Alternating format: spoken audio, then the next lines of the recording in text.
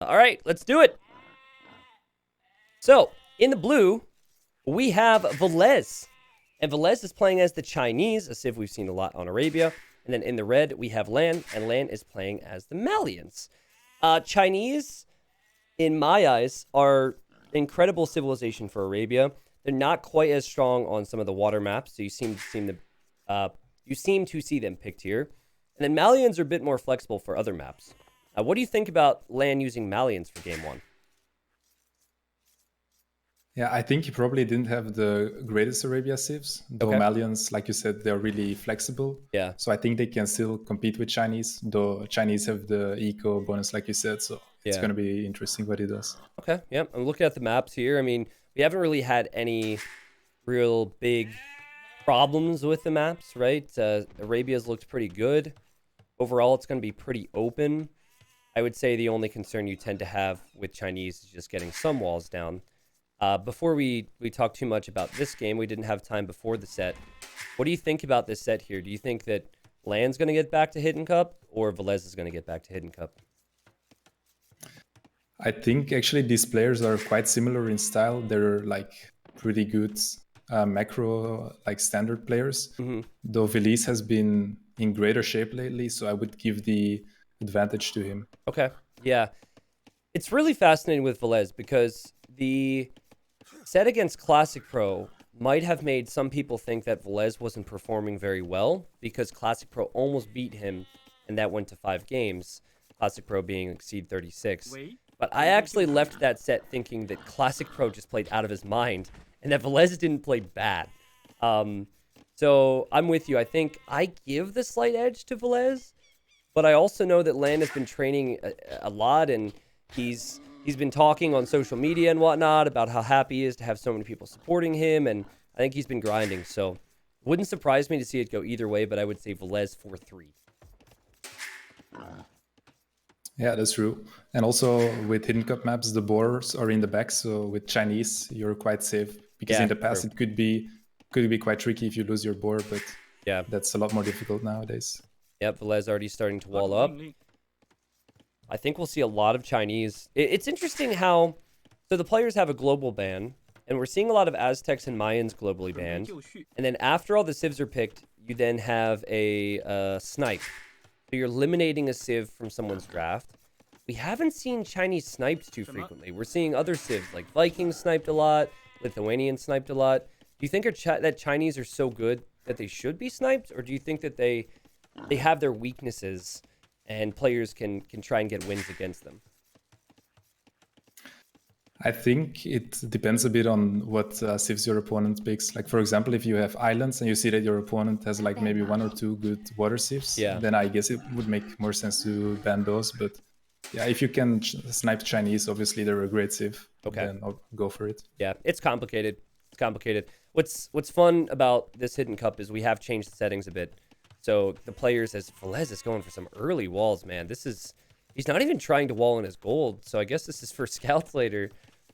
But yeah, in the previous Hidden Cups, it was free pick, no repeat. So we had a lot of mirror matchups, and it was relatively predictable sometimes where civs might be picked. But here with the draft scenario, you might have what's seen as the better civ for one map, but that's probably because someone else is going to have a slightly better civ for another. So you really have to take your advantages when they come. Yeah, true. Adds a bit more strategy to the game. Yeah. The drafting. Yeah, initially. And yeah, I think Villese is gonna go for scouts and then probably make a switch into skirms depending what LaaaN is going for. And LaaaN dropping the barracks, so he's most likely opening man-at-arms into archers. Right, man-at-arms. I feel like you're seeing a lot of man-at-arms in ranked play right now on Arabia, which is what most people are playing. Valiant's pretty flexible civ. It is interesting, though. LaaaN went forward. He scouted out the walls, and now he's coming back home to push in his deer. So he has great scouting intel to see what Villese is up to. And that should actually tell him that Villese is almost always going to be going for something like scouts, because Villese isn't trying to wall in the gold. So he will know what's coming. Yeah, true. I'm not sure if LaaaN is going to be able to do any damage with those man-at-arms. Yeah, it's always tough when you invest into the barracks and the militia, and then you don't even know if you should get the upgrade. But this brings us back to the Chinese Teeper technologies. And it's pretty much how you have to open up with Chinese, is play very passive. And it's very hard to stop this Civ.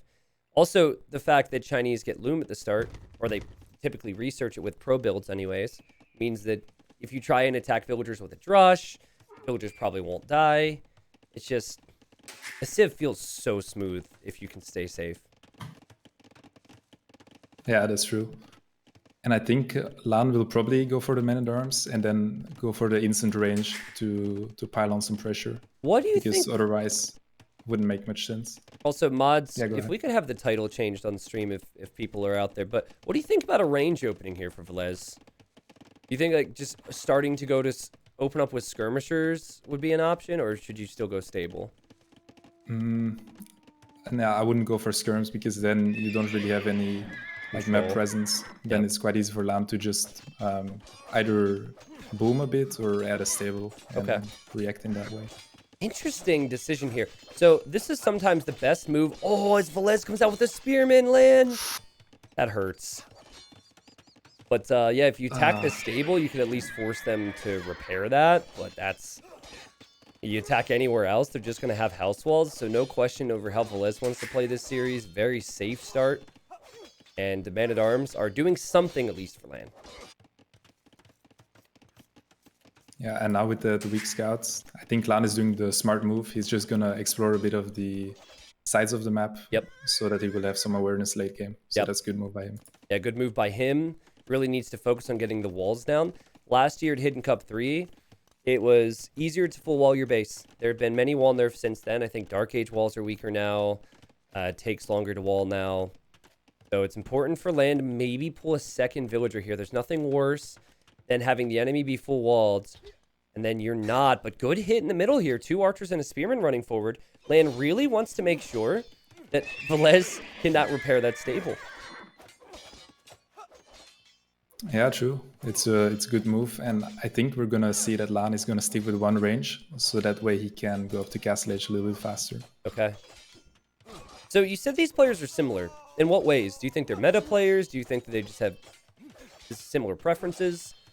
Yeah, I think they're meta players. They're not the kind of players that would go for any crazy strategies. Okay. Well, Villese saw the fact that there was just one spearman there and killed the spearman and now tries to get the archer and gets the archer. Well played, Villese, and also gets the scout. And now Villese will have the archer range to make a few skirmishers. Villese won't get into land space, but I think overall, Villese will be very happy with how this game has started off. Yeah, exactly. If that spear and those archers were there, it could have been annoying, though he did add a range, so he probably would have dealt with it. But now Villese has a bit of map control with the scouts, though he won't find any damage in the base of LaaaN since it's going to be fully walled. Yeah, fun fact for viewers here. He since has made the change, but about 2 years ago at a LAN event, ECL, there was a training room for the teams that were not currently playing the event. And so that's where I would chill out. And I'd just be sitting back there eating some Doritos and drinking a beer. And I'd watch the players play. And so it was Rubenstock, the Max, and Villese, and they were all playing games. And I look over, and Villese was actually using his pointer finger for his left and right click. And at the time, Villese was pretty much as good as he is now. I think he's improved. But, like, the fact that he was top 15, top 20, doing that with one finger is just insane, man. I wish I had video of it. It was insane how quick he was able to be with that, so. Yeah, that's crazy. I mean, it's good he made the change. Like maybe it was everyone being confused, and he's like, wait a second, this isn't how you use the mouse? He's like, I didn't even know that you're supposed to use it like this, and he's since made the change, and now he's defending again. I have to say, what's good about LAAN's position is he hasn't invested a ton into this push. And he's still able to get in and force some reactions from Villese. Yeah, exactly. He just played one range, bit of archers, bit of spears, bit of everything, but he's keeping the aggression on Villese's base. Yeah, and probably would just want to force Villese into as many upgrades as possible. Villese even getting armor for the skirms right now as he gets the top of the hill. Big fight. These are Malian men-at-arms, though, so they do last a little bit longer against skirms out there. in the end, I think that both players will end up being happy with that. I have to question the skirm armor because I feel like at this point, LaaaAN's just going to try and go Castle Age and into Knights. Yeah, I do agree. Villese invested a lot of food. But he's Chinese, so he has great eco. Yeah. So I think the uptimes will probably be similar. Yep. Malians can make camels and knights, just like Chinese. Villese adding a second range, so he's actually going to go skirmishers and archers. I like that mix. That gold is still exposed, but there's no real attack coming out for LaaaAN, and I don't think there will be. I think LaaaAN's just going to stay at home. He's showing the fact he's making a stable. Sometimes players will hide that, so that's something that Villese will see. That might also give Villese an idea that LaaaAN might be to Castle Age faster. It seemed for a second like he was going for a second stable, but he's just dropping a farm there. Yeah, interesting spot for a farm. His eco's looking really good, though. Look at this uptime. He's going to click up here. He's on the way already. Villese is pressuring, though. That's the difference. And since he's mixing in archers with the scouts here, LaaaAN might need to eject his own ranged units. It's not easy to use archers to defend from what's coming in because there's a mix of skirms for Villese. So I think LaaaAN will have a faster Castle Age. He'll probably end up defending this, but Villese will be very happy with his position because he's forcing some reaction. Yeah, and in this position, some players like to add scouts, what LaaaAN is just doing now, to try and clean up those skirmishers, and then they eject their archers, clean the scouts, and then deal with the feudal army. Yeah, that's more common like now, but it also is something that MBL would do all the time back in 2017, 2018, is add a few scouts before Castle Age. I like that move, because Villese could easily lose all these skirmishers and that archer in just a moment. Yep. Do you show yourself here? Yep, you do. And wow, nice little pounce here. LaaaAN could also hop up with the archers, but it does give Villese an opportunity to kill them. Good micro. Yeah, really liking the micro from LaaaAN. And do you think LaaaAN goes for a second stable, or do you think he goes for ranges now? He's kind of got two choices.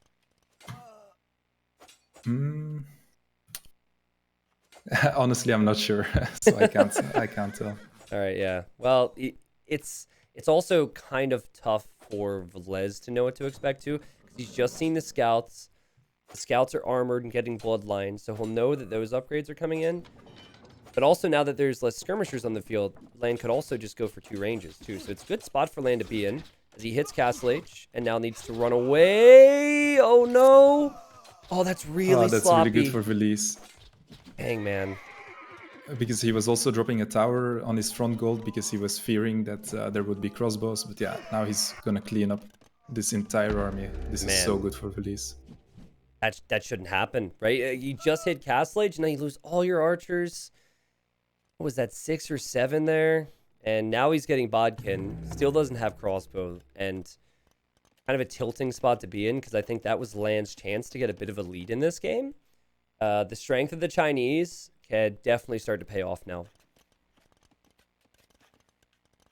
Yeah, and since Villese is already invested in the tower and he can't instantly drop a TC, I think we will see him make quite a lot of army now. Yeah. Though he did just get 100 stones, so he will drop the TC to the side. Do you think players should do that more frequently?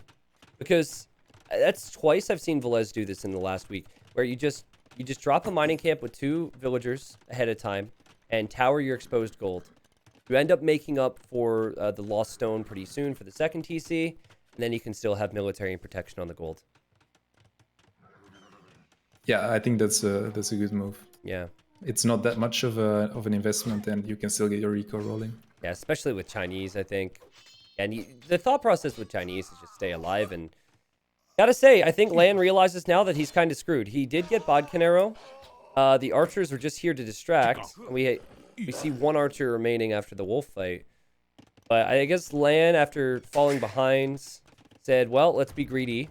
And he's gone 3 TCs now, and he knows the pressure's incoming from Villese. Yeah, he did make the switch into knights. He does have +2 soon, but only 5 knights. So if Villese is able to find some damage, I'm not sure if LaaaAN is going to be able to respond with the army that he has currently. It's an interesting moment, because while Villese does have ranged units with Bodkin Arrow and armor, he got 5 skirms in that mix. And he doesn't have a lot of knight upgrades. So in theory, LaaaAN Well, that's pretty close, but if he can get a few knight numbers out, or a few more knight numbers out, he could engage with the superior upgrades. And LaaaN maybe now just trying to get Villese away from his base and, again, running away. Yeah, I would probably like to see Villese add a monastery in this spot. Since Okay. you know that LaaaN is most likely going full knights now, so Yeah. it could make a lot of sense. It's true, and he also doesn't have ranged units out, so he can't really snipe the monks. I see LaaaN taking the fight. He does have the hill. Should be fairly even, though. No, it's not fairly even. Villese wrecking. And Villese wrecking big time. Does LaaaN not have husbandry here? It almost looks like he's lacking husbandry. Oh, he's getting it right now. Yeah, he's just getting it. Yeah. That hurts, man. You can't run away if the enemy's going to be faster. So Villese has got superior knight numbers. Villese has the crossbowman. Villese economically is in a pretty even spot, and it's full military control for him and cruise control from here on out. You can do anything with Chinese. LaaaN trying to make it home, hits the ranged units and runs away again. Tough spot.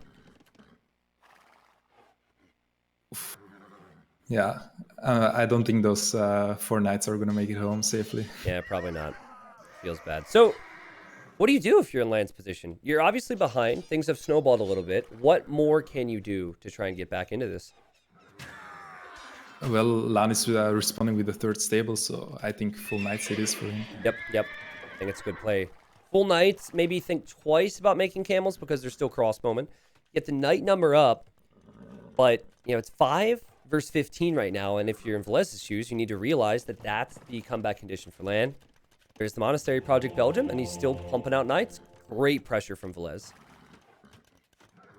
Yeah, and if Villese loops to the side, he can camp his crossbows right onto that main goal of LaaaN. But he's focusing on the stable right now, which is also a good play. This is also a great play. He's attacking the stable. LaaaN is housed, and he's going to lose the stable.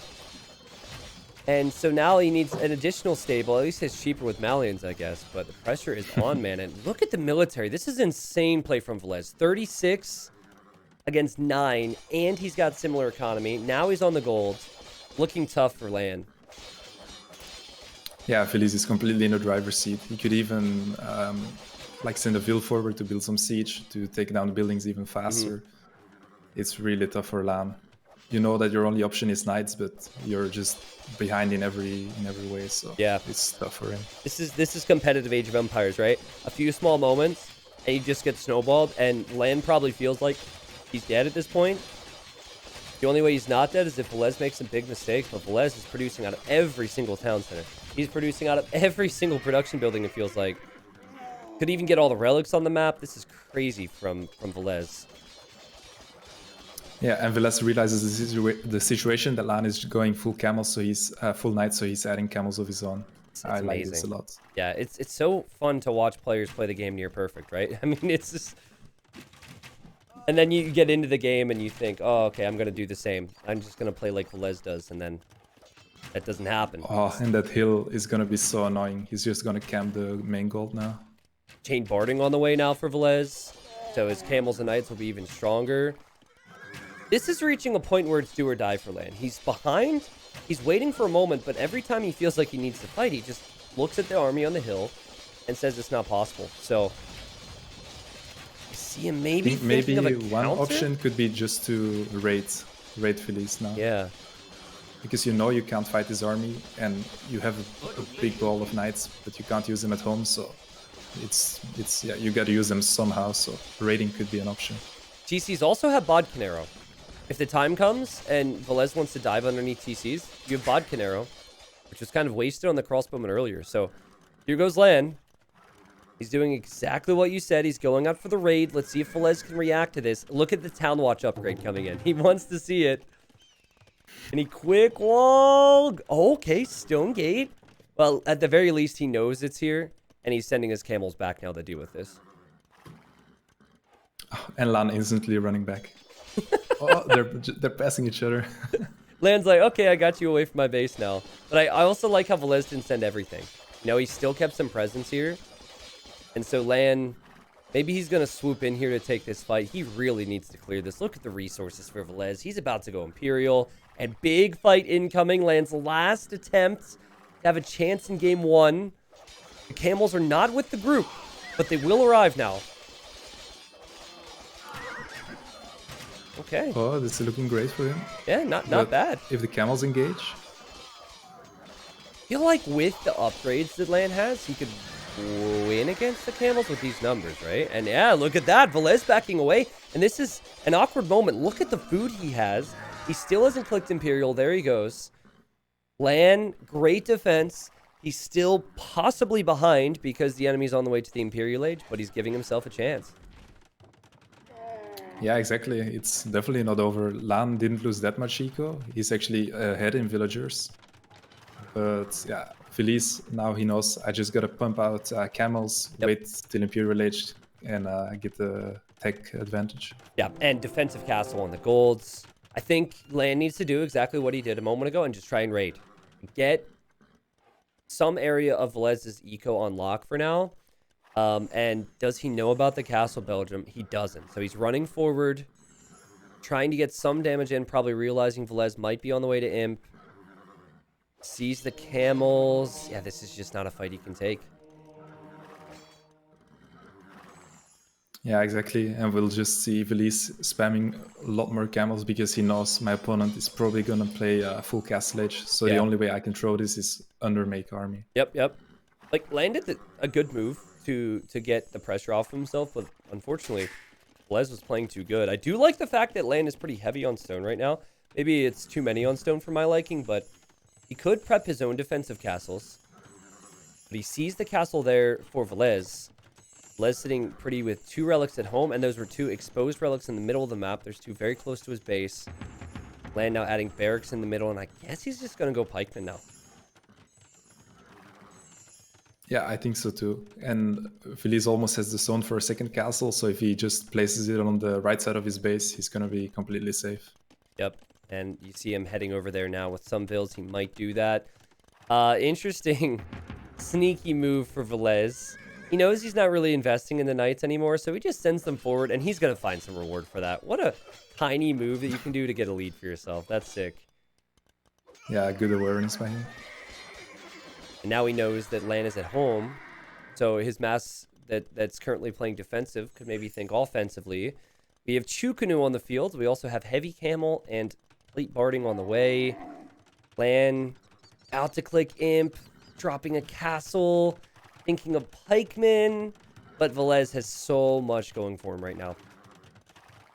Yeah, and LaaaN, he actually had the resource for a while, but he didn't have the buildings. He dropped the university and a monastery, like, to the right side of his base.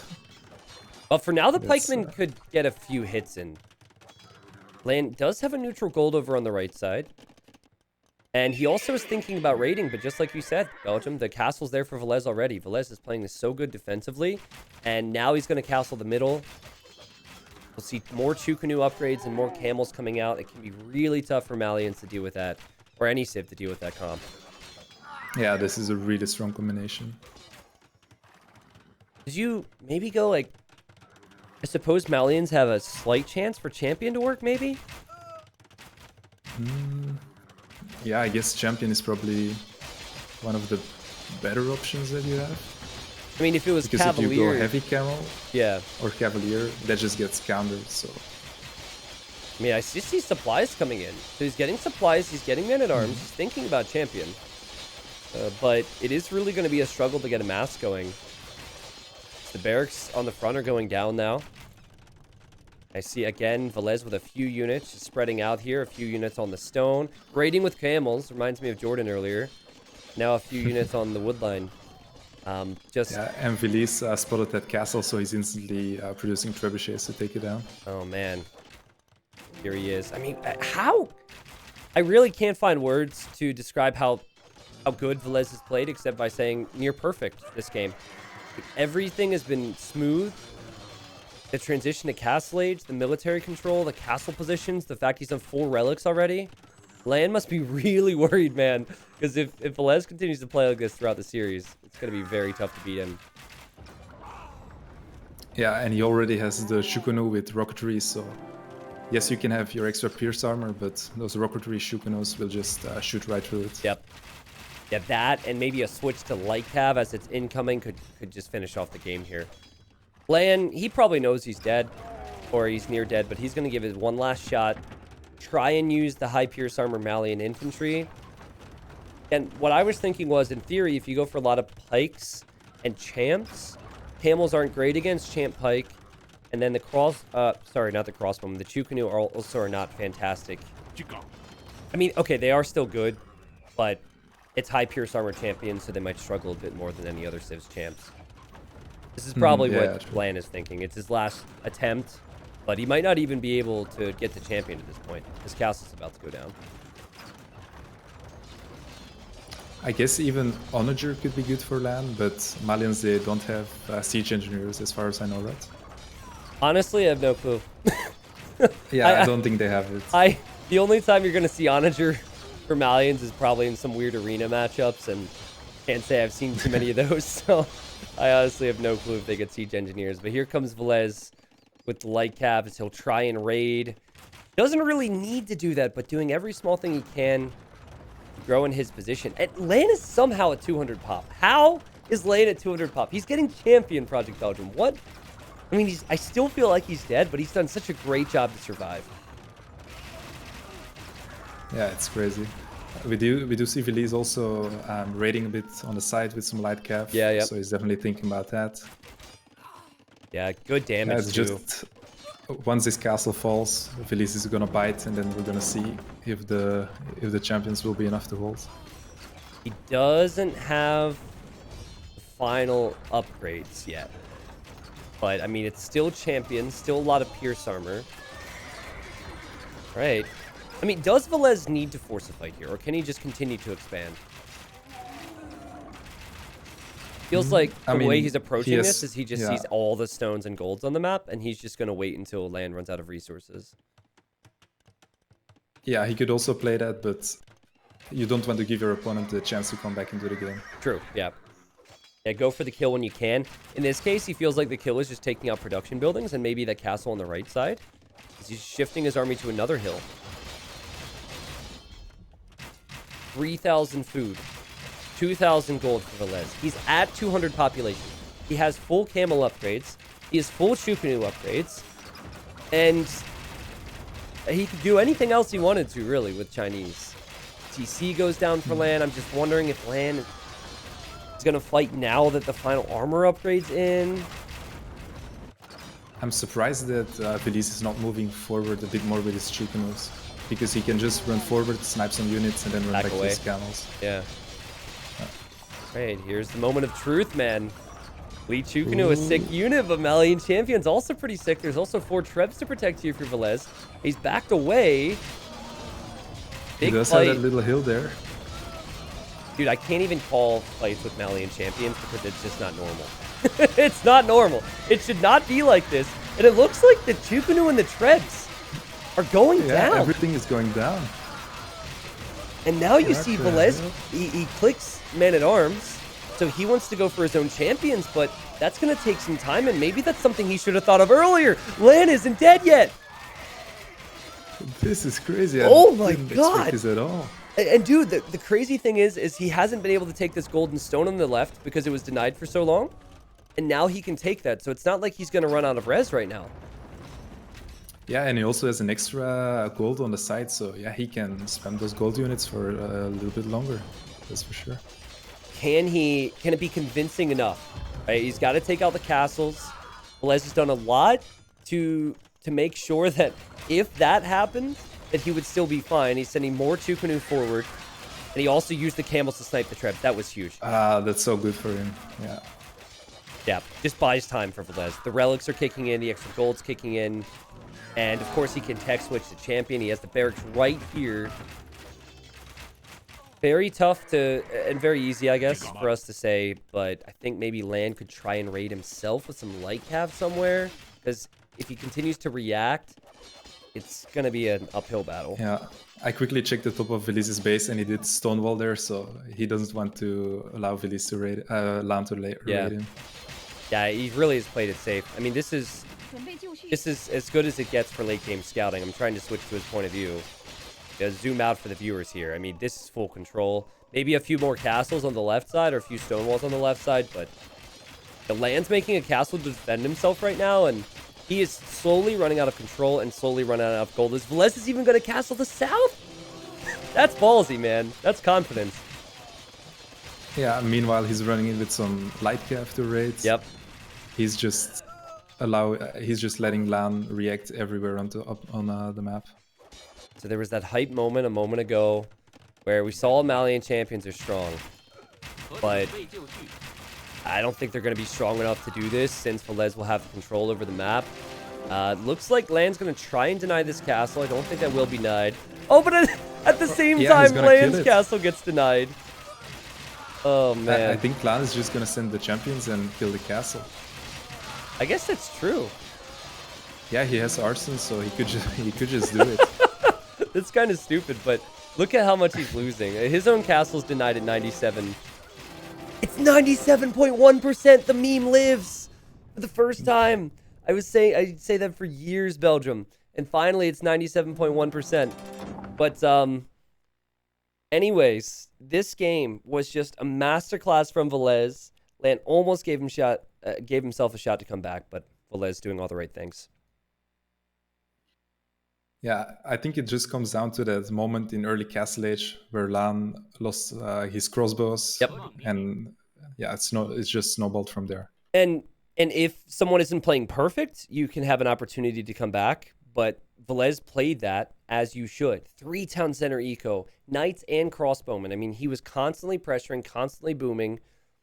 And Hidden Cup 4 is only going to have the best of the best. You cannot slip up like that. It was a massive mistake from LaaaN. Bodcanero's not very... it's not cheap. It's 200 food, it's 100 gold, and then he invested into that. To lose all of his archers is a real bummer. And then he even was losing knight numbers. But I'll show the statistics here. Villese with more of every resource, and of course that would have continued if the game went on. So I was surprised when the champions cleared up that one force, but then quickly I think we both realized that Villese was always still going to win that. Yeah, exactly. Okay, so Whew, what a game. Let's speculate a little bit. We think they're both meta players, and since the qualifier has 7 maps, I feel as though the home map thing is a bit deceiving because you have to play every single one if it goes to 7 games. So LaaaN did pick Islands first, which would make us think that he prefers it. And if we're going to see Islands next, thoughts on the Civ drafts? Well, we do have Portuguese for Villese, which is probably the most obvious pick. Okay. And then for LaaaN, well, he has Italians, though they are also great on Bay, but I don't really see him having any other great island civ, so I think it's probably going to be Portuguese against Italians. Okay. That is if that ends up being the map. I actually see it will be slopes. So much for, I mean, he goes for the final map. This is kind of my point with the home maps. He will go slopes game 2, and let's dive in. All right, so game number 2, Capture Rage. Help me out here. Thank you very much. And sorry, Belgium. We're into the game. And a map that I've really enjoyed watching. This one right here. We saw a game earlier where the Max had Indians against Jordan and went really aggressive for the resources on the sides. And then in that game, Jordan, he went for more passive play and went for archers and stayed at home. So I don't think there's really a best way to play this map. I think it more comes down to if you're scouting properly and if you're able to take your advantages. But what do you think about having Tatars in this situation? When I did some practice games, I also liked him on this map because you could try to go for an Drozhevc on this map. Okay. CA feel quite good because of the mobility that is quite useful on this map. And well, the CA are feeling amazing. So the only downside could be if you try to go for a Drozhevc on this map and your opponent opens with man-at-arms, then it could snowball quite badly out of control. Okay. Yeah, it's true. It's so risky, man. Like, I remember doing practice games with a few players who were playing in the qualifiers, and I would leave each game with a different opinion on how it should be played. Like, sometimes I'd say man-at-arms was king because it'd punish walling, but then other times the walls would pay off, other times the risk to take the resources would pay off. I think I'm like we put a lot of work into testing the maps and making sure that it would produce good games. And I'm really, really happy that this map and a few others has diversity of strategy. So, but the thing about Indians that made them so strong in the past was they have a villager on shorefish bonus. And we had 5 or 6 of them there, and players would just wall in their villagers, and they could just freely collect that food, and it made Indians very strong. Here you've got 2 shorefish, which regardless of what civ you have, disappears pretty quickly, and then the deer. Also the same on both sides. You have to see if the enemy is even taking it and which side they're on, and it's even more difficult to wall them in. So it's definitely more risky this year to play with Indians. Yeah, and meanwhile, LaaaN even pushed in a deer right from the top of the map. Yeah. So that's quite a nice move. Yeah, it's true. Yeah, I did training games with Dragonstar because Dragonstar was really determined to try and beat Vivi. And on this map, our takeaway personally was that up against Vivi, who's probably going to scout rush him, it might be wise to just push in a deer or two and then wall up to play safe. So that might be an indicator that LaaaN has no interest in doing anything. Oh my! Look at LaaaN's lumber camp. What the? His villagers weren't working for a really long time because of that boar was blocking. Oh man! And how do you fix? Is that going to happen again here? I noticed that she was just stuck because she's trying to run away and the boar's there. I think maybe with one villager it won't happen. And yeah, LaaaN he's going for a drush. And the reason why I think he wants to drush is because obviously his opponent is Indian, so he wants to go onto the shorefish really early. And that's why he probably wants to send a drush there. Okay. All right, let's see. Which we do see Villese doing. I feel like we are going to see Villese go for various strats that Max might have tried to go for earlier. I mean, not that picking Indians for this map is necessarily like revolutionary or surprising, but it is telling that they both have gone for Chinese game 1 and Indians on slopes. So far, some consistency there. Yeah, they also both picked Lithuanians as their first civ, so I mean, it's quite obvious that they are training partners, so they have similar ideas. It's gonna be weird. I mean, spoilers at this point, but like this year, it's not as if all the training partners are going to be in the event. So, yeah, we'll see what happens in the future. But yeah, LaaaN sending out the militia. He did just scout the fact that the villagers are over there on the shorefish. So that's probably his target. Yeah, and Villese going for a drush of his own. He did also scout the barracks for LaaaN, so maybe he's just going to go defensive drush to make sure that his vills are safe. Okay, yeah. Though they're passing each other. Did he... I swear he spots it. That he knew that this was coming because the scout. It seemed... Okay, yeah, he spots that militia. I'm not sure, Belgium, but it almost seemed like he was coming over here to play defense before he saw that militia. Now LaaaN thinks better of it. Interesting. Huh. Well, what do you think about this? We have Villese, who's currently on the side, not losing villagers, and then LaaaN, who's not taking advantage of the fast food, and he's not losing any villagers. Yeah, Villese is just in a much better spot. Yeah. I mean, regardless whether he was Indians or not, he just has a shorefish, which is really great food income. Yeah. Exactly. And LaaaN won't have it. And I feel obviously he has the sheep from Tatar, so that's something, but it's not the same as having some shorefish and some deer. Good micro for LaaaN. The difference is that Villese has a near full HP scout.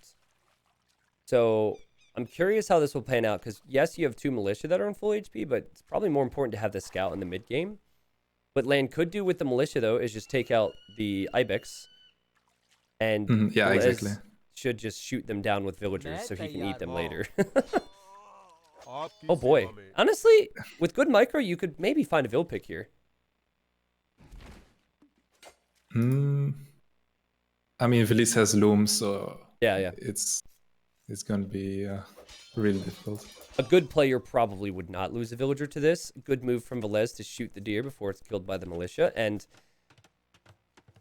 what's the deal here with Villese? Is he going... He's still creating villagers. It looks like this might be fast castle on the back of this. And he switched over to the other side, too. He's taking the other resources.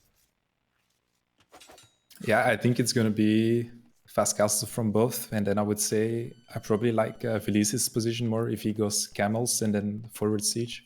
And how important was that to scout the Drush from LaaaN and then play it this way? Because if he would have tried to go fast feudal, he probably would have lost some villagers.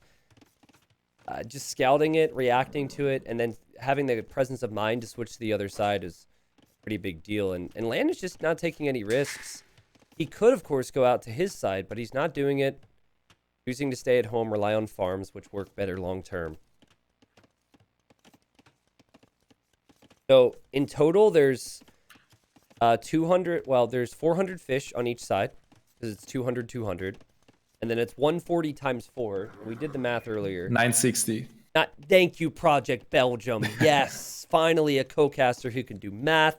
Sorry, Nilly. Sorry, Dave. Sorry, anyone else who would join me. But so we got the exact amount on each side, and then a farm. It feels like a smoother transition, but it just isn't quite as quick. And you can clearly see this with the fast feudal time and the resources Villese will have. Yeah, exactly. Villese is gonna... Oh, he's actually going for ranges. Interesting. Okay, so forgetting about camels and wants to go into crossbow. I mean, I know Villese is really comfortable going Rush FC, but you are also taking a fight to Tatars where the Tatars are going to have Thumb Ring. And I'd say when it goes range units long term, Tatars is the superior civ. Yeah, I was gonna say either he's really confident in playing crossbow or CA against Tatars, or he's going for skirmishers. But since he added a second range, I think we can safely say he's not going for skirmishers. So I think they will probably... Oh, he's adding archer. I was gonna say he's probably gonna go CA, but I'm wrong. He's going archers. Okay. All right, so 2 ranges. Dude, I'm just like, I'm sitting here so impressed with how Villese has played this game. He defended perfectly. He's going to be in Castle Age at 1630. He's going to have 2 ranges pumping archers. What LaaaN is doing here is not, it's not a bad build at all. You know, he's playing safe into ranges as well. It's just that Villese has been a little bit faster, and that 45-second difference when you're doing the same thing, and in particular crossbowman with that gold forward, could be really rough for LaaaN. Yeah, exactly.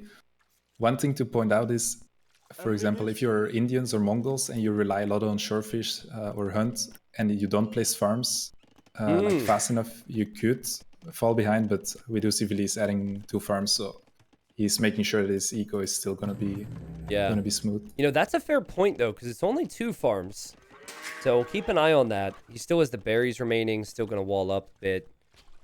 Yeah, I found that transition to be very difficult for players to nail down, and that's not really a build order thing. Build order is what you do for the first, 20 pop, but that's more of an adjustment thing, and experience, I think training would pay off.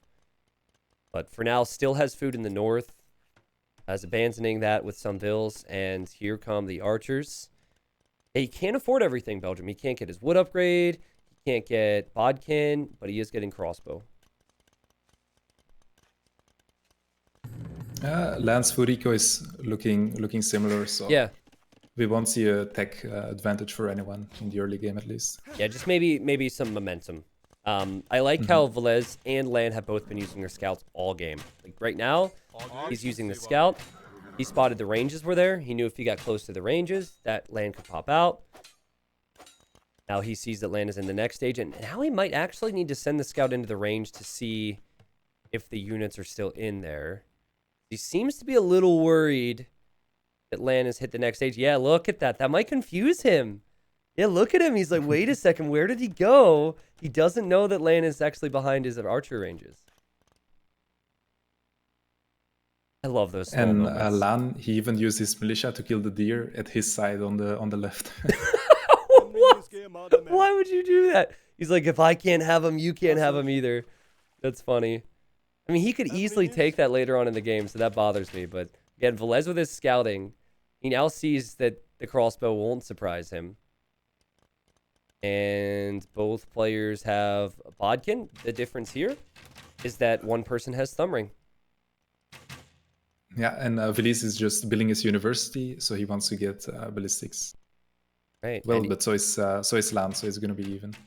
Let's see. I mean, this is just the same strategy. Well, the same build-up, I guess. They're both building up towards Expo. But who's going to execute better? Indians do have the cheaper villagers, which can be helpful if you try and boom. Tatars have the hill bonus, thumb ring. If they add TCs, then they get sheep. I mean, you and I mentioned it. I feel like with this particular matchup, going into crossbows, you would probably favor the Tatars. Yeah, exactly.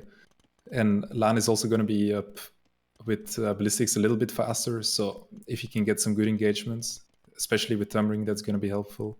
He might be able to snowball the game really quickly. Yeah, it's really crazy how close this is, man. You almost would assume that games like this would be scripted because high-level play is so specific down to every second, every decision, and just these guys, like you said, are meta players. And big moment here. Oh, great micro from Villese. Honestly, that was disgusting micro from both of them. And now Ballistics is in for LaaaN, though. He has a big 15 seconds to work with. I think he's going to clean everything. Okay, killing crossbows, killing more crossbows. Villese will try and get value now, but Villese has to run away. And LaaaN able to defend. Villese, as he runs, will click Elite Skirmisher. But no second TC for Villese, no second TC for LaaaN. So control for the Spaniard. Yeah, and in this position, it would be even great for LaaaN to drop a forward Siege Workshop. And if he then places a mangonel on that little hill in front of the ranges, he could take down those ranges really quickly. I agree. It should be on the hill. I agree it should be on the hill. LaaaN's going to build at the bottom of the hill. But I'm with you, Project Belgium. And LaaaN is now in Villese's base. Picking off the skirmishers here. Villese accidentally sent some forward, so he deleted the house to save them. It's still very close game, but if it becomes siege with crossbowmen, elite skirm is a very difficult thing to defend with. Yeah, and Villese was able to sneak out some villagers, so he's probably gonna town center the right side of the hill near that gold. So that's gonna be great for him. That's a good moment too, because while he does have back gold at home, a couple of those golds are forward. But no, Villese is moving out here with confidence right now. He did just get the second armor upgrade on the skirms, and skirms can tank so many shots if you get full armor. Is that with the attack and LaaaN having to back away? And how disappointing is that? You get in a good position, and then 5 units can counter your whole army. Yeah, and Villese is also moving to the left side of the map with 6 crossbows, but maybe he will find that one villager which is idle near a house, but I doubt he'll find anything more than that. LaaaN seems pretty intent on just keeping this aggressive in the middle. I think LaaaN making houses there is expecting it. And now you have Villese making a siege workshop. This level is just... I'm mesmerized right now by how even this is. But Villese will need some siege at home. And I think maybe LaaaN's got to find some value with his crossbows. He's looking and he's making a loop around to the left side. That's something that Villese won't be able to see. Yeah, and he's also pressuring those 2 archery ranges. And with the Tatar Hill bonus, they're going to go down a little bit faster. Yeah. So that's great for him. I think that he should be attack grounding between the ranges, so it damages both of them. But being extra particular here is LaaaN moves in, and oh my god, he's going to lose so many crossbows. He has to get out of here. that was not his best play. Yeah, and if Villese can chase that, he might be able to intercept it with his crossbows coming from the top. True. I mean, oh, the skirmishers got held up behind his walls. Yeah, now he might not want to chase that. LaaaN might take that fight. But, man, Villese getting 2 more pickoffs. But now he's down in archery range. Both players with 2 TCs. Seems like Villese was faster to it, though. Is he on 3? He's actually on 3 TCs. I was wrong. Yeah, he's faster to the town centers, faster to the eco. Still feel like Mangonel crossbow is a bit stronger than Mangonel skirm, depending on how it plays out. Yeah, and if LaaaN can get his eco set up a little bit better, we might see him make the switch into knight soon. Since Villese only has a handful of crossbows and mostly skirmisher mangonel, so that would be great. Oh man, big moment here. So Villese was trying to address the hill mangonel, and now you have crossbowmen, and I also got the weirdest case of deja vu right now. Oh my god! I have mega deja vu, like I've seen this all before somehow. I promise I haven't.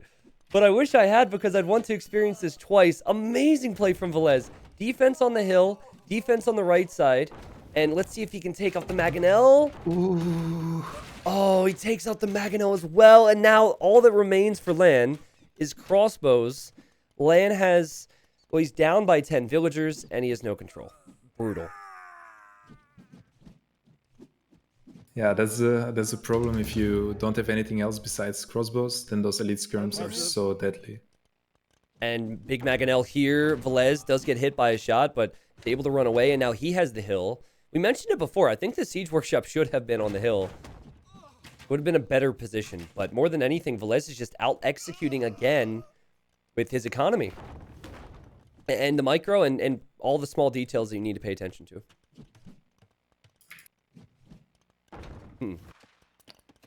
So, do you switch into something else if you're Villese? Because you're kind of ahead right now.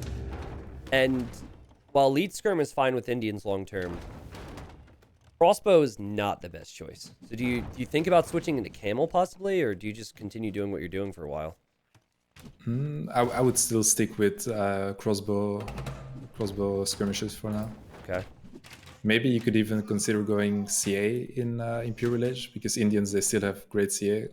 Either CA or camels could be great. Yeah, I'm thinking maybe the food count isn't there for camels, but it's an idea in the future.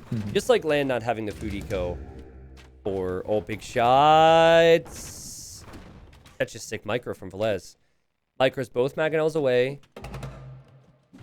And he kills the repair villager. Ends up taking a loss. Nice shot from LaaaN. And now crossbows and skirmishers over here. Yeah. Anyways, this is just so utterly complicated right now. I don't think either player could afford a tech switch at the same time. Maybe just give it a couple minutes. Yeah, Villese is adding his first stable, so that's probably a tell that he wants to make a switch into camels. Okay. Yep. Camels would, if nothing else, just be important to snipe the Mangonels. If you take the Mangonels out of the picture, your skirmishers can clear up all the crossbows. 106 pop for Villese and 87 for LaaaN, who has not had a bad game. Ooh, big shot in the center, Mangonels. Oh, amazing shots. And I jinxed him, no! No, my God, he lost everything. At least he kills 2 Mangonels for it. Yeah, but true. Still, I mean, you've got... Oh, big shot again? Yeah. Oh, but Villese micros. Dodges. Again? And let's see if he goes back again. Oh my God. Wow, Villese somehow gets out of there. And LaaaN, seconds after I said everything was going fine for him, not so much, man. And I'm worried for him now. With the amount of resources that Villese has banked, he could drop a castle soon in the middle or the side. He could switch into camels and push the middle or the side. Really tough for LaaaN. No military control. Siege Workshop in the middle is gone. Had to rebuild one. And look at Villese's stone count. If he gets a couple of camels, I won't be surprised if he goes for a really forward castle. Yeah, that's true. Like, I'm thinking on this TC over here, because you kind of have it boxed out. And if you can deal with this Mangonel, just send a bunch of villagers forward. Okay, good micro. Also like how he's switching to the other side, just to make sure LaaaN isn't expanding. It's another game where Villese is controlling the game. And he's happy to lose a few units here or there, as long as he has that control. Castling the middle, though, Belgium. At least they see the foundation. That's also a wise move. Yeah, he's just going for a safe castle. He knows he's ahead. He just clicks up to imp, and yeah. Wow, that's disgusting. Yeah, that's seriously disgusting. The amount of micro he's had to do, but then the macro like that. Also, I think that's the power of cheap Indian villagers. So while it might not be ideal to go crossbow, like your villas are so cheap, you can afford to go up to imp if you get a small lead, and then make a switch into something else. Oh, and those crossbows, they're gonna find some damage on the other side. Yeah, good call, man. Just 5 crossbowmen killing villagers and idling 20. And LaaaN, now, who's trying to get control over the game, will have to send something over here to deal with this. This is perfect play from Villese. He is playing out of his mind today. Yeah, and Villese, he could just make whatever he wants in imp. He's just so far ahead that he could go for bracer, skirm arbalest. He could go for heavy camels. Anything is great in this spot. Stables already up. He's going for light cav. Hussar opening would actually be quite good here.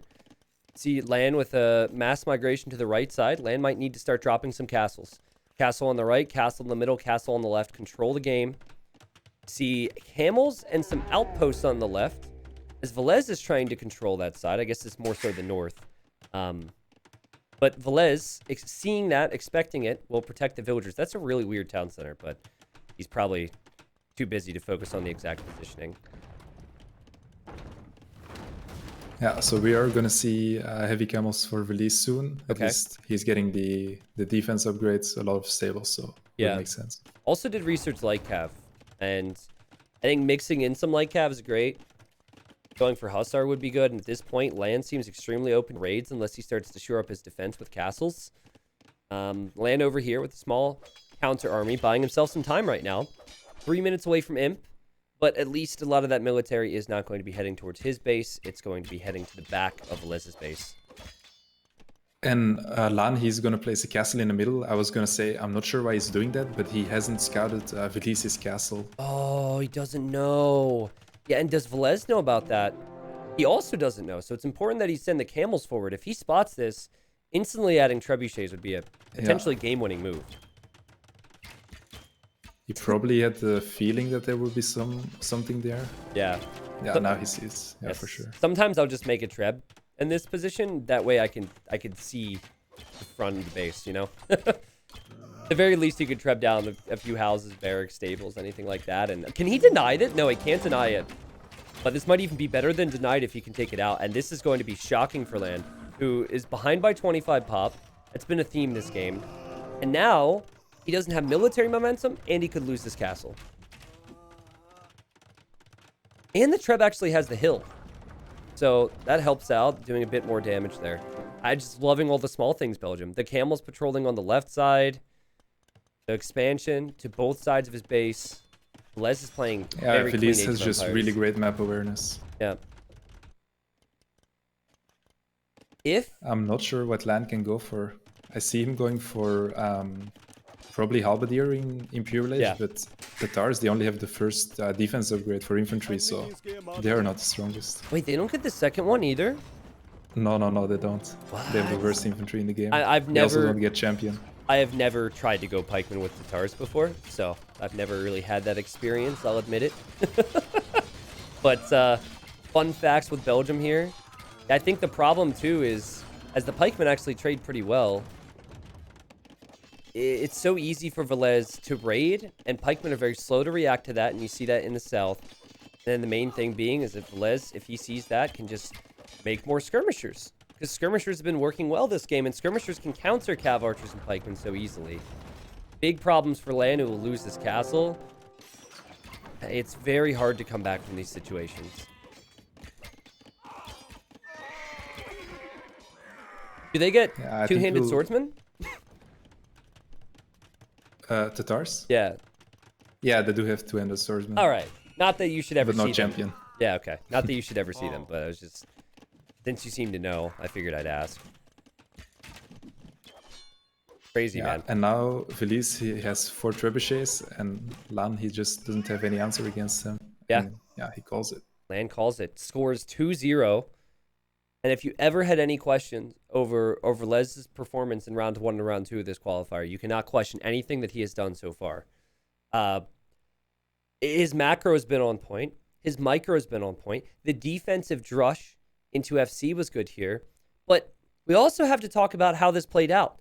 LaaaaaN had a good cleanup in early Castle Age, and then nothing resulted from it. So what went wrong here, man? Like, he had Ballistics, he had Thumb Ring, he had a Hill, he had Mangonels, and then somehow Villese was able to win. I think there was that one fight where LaaaaaN lost the Mangonels, and then Villese was able to clean up a lot of the crossbows with the skirmishers. Yep. And then, well, you also have to consider Villese is Indian, so he has the cheaper vills, so it's a little bit easier for him to macro his way up to a good eco. I also, and I just thought of this, I did not think of it in the moment. I also feel as though after that initial fight in Castle Age, Villese was immediately put into a defensive position, and LaaaaaN just kept attacking areas that Villese was already defending and expecting. I think that what could have been good for LaaaaaN is if he tried to control the sides a bit more. Like 1 or 2 crossbows patrolling on the right side would have denied a TC. Any type of map presence on the left side. Imagine even making a few cav archers and patrolling up there. If you deny Villese from expanding, and suddenly maybe his macro is not going to be as stellar as it was in this game. But just small things, and we're looking for small, minute details that could have been tweaked because LaaaN did not have a bad game yet again. Villese Yeah, exactly. I think that's sort of the difference that we see between those two players. We see Villese, he's much more aware of the map. We see him often going to the sides a lot more than LaaaN, and yeah, that's a bit of the difference. Someone in Twitch chat says, "My wife likes small things." Well, thank you for that. Thank you for that. Very important information. All right, 14,000 food collected, 15,000 wood collected, and just more of every resource for Villese. 2 games in a row that he has just stomped, and now we have to speculate what will LaaaN go for next. He's got Islands, and he's got Cross. I mean, initially we speculated over Islands, and then he ended up choosing Slopes. So it's 50-50 chance. I see that it is Islands, and it will be what we said. Portuguese versus Italians for game 3. Doubt was talking to me an awful lot about Islands earlier. Did you happen to catch that? About landings and stuff like that? Well, just like the civs and how he feels people play Islands. Did you hear his thoughts on how passive people play nowadays? Yeah, true. One thing I also know is that Vikings, they don't do well against Portuguese. Yeah, that as well. Now, Doubt was one of the first players. I mean, he wasn't the first player to do it, but he was one of the first in ranked games anyways, who was toying around with caravels. I remember a game where Doubt had Portuguese up against Hera, and Hera was Vikings, and Hera had like 3,000 score lead, and Doubt just played extremely defensive, made the Fatorias, and ended up somehow winning that game. Fortunately for LaaaN, even though he's up against Portuguese, he does have Italians, which is top tier. They have cheaper fishing ships. It's cheaper for them to advance to the next age. And also, I think LaaaN is probably the more comfortable water player of the two. So I do like Italians against Portuguese, but more and more I'm kind of falling in line with Doubt that maybe since players are so good at playing the late game, Portuguese and the #1 water civ. Yeah, I also tend to agree with that. I think it's probably pretty close, but if you can drag it out to late game, there is no civ that can compete with Portuguese. Do you remember your games against Winchester when Winchester paused after making it to Castle Age? Yes, I do. When he paused, did you know why he was pausing there? I think the second time he said it, that it was for his hotkey. Okay, so I think it might have had, in defense of the players here, Age of Empires 2 DE is notorious for updating and then breaking someone's hotkeys or something important. So I think it's possible that maybe Fire and Winchester had an issue with the hotkey. But that happened twice in the qualifier where players would have to pause after reaching Castle Age because the caravels wouldn't create. And Winchester said that he was upset that that happened because then you knew what he was probably going for. So actually, like, I think I read that he typed that he was going for caravels, but because I was so focused, I didn't like. You didn't even realize. Yeah, I realized that he was going for that. Like, process the information he was saying. That's pretty funny. Well, Winchester made a funny joke. He was like, next time I'm going to pause at the start of Castle Age when I'm going fires. Can you imagine? Like, you pause the game, enemy goes into like a few demos to counter the fires, and then whoop, it's all caravel. It'd be funny. Or, you know, like, do the old switcheroo there. But talk to us about dock positions on islands, because sometimes people will go front, side, or back dock. What's the difference between the two? So if you go for a back dock, it's either for a fast castle, or if it's sort of like to the side / back, you are going for galleys. Yep. Because if you front dock and you want to go for galleys and your opponent also front docks and he goes fires, well, then it happens what we saw with Jordan against the Max. Yeah. Though with islands, it can be sometimes a coin flip because let's say, like in this spot, Villese front docked and LaaaN back dock, and Villese goes for galleys. Then it can pay off for him. That's true. So it's a little bit of a gamble sometimes. Yeah, you go front dock, typically, if it's front v front, you'd want to be going fires, but if you end up mixing in galleys sooner rather than later, since you're not going to be pressured by land, Villese could be in a fine position. Now, we happen to know that Villes's teammate, Max, earlier on Islands, played with Italians, and he opened with... Oh, actually, wait, the civs are flip-flopped. Yeah, anyways. But regardless, he opened with galleys. Now, I'm curious what land's going to be going for here, because this is so far back that it almost makes me think that it could be a classic strategy that Tato would go for, where he would go 5 or 6 fishing ships, delayed feudal age into some type of a fast castle, front dock, and then try and win the water with fires. But I think I'm wrong on that. Right after I say it, he's on his way to feudal, and he just wants to be safe like that. Yeah, so he's also going feudal water, but he wants to play a bit more eco approach. That's why we see he has 5 fishing ships. Yep. While Villese only has 3 fishing ships. If LaaaN ends up making it into Hidden Cup, I recall confusing him with a few other players. Like, LaaaN and Villese, actually, I think I was guessing various times. Wasn't sure who was who. But Dogal, he's also a huge meta player who is very good on water maps. I remember him beating Viper in that semifinal. So, while I'm not a massive fan of how LaaaN... Well, actually, that dock position's pretty good. Normally, that would suck. I was going to say I wasn't a fan of how late this dock was going to be. This should be fine, and he seems confident to go into galleys, and we'll look to Villese now. Villese is going to open with fires, and this is the trouble on Island. You could scout with a fishing ship to find out if the dock's on the front, but if you don't do that, you're opening with fires, and it might take you a long time to find the enemy. Yeah, exactly. And we will see LaaaN going for the... Oh, actually, he's opening with a fire galley. Interesting. What? Why? Yeah, I'm not sure. You're so far away. He saw that his opponent was like 30 seconds faster, so still you could go for the galleys. I mean, maybe he's just going for defensive fires and into a fish boom then, because he's added a 6 fishing ship here. So he just might want to gain an eco lead in that way. There's a nice little spot for him to fish right now. This is a beautiful spot to have 3 docks.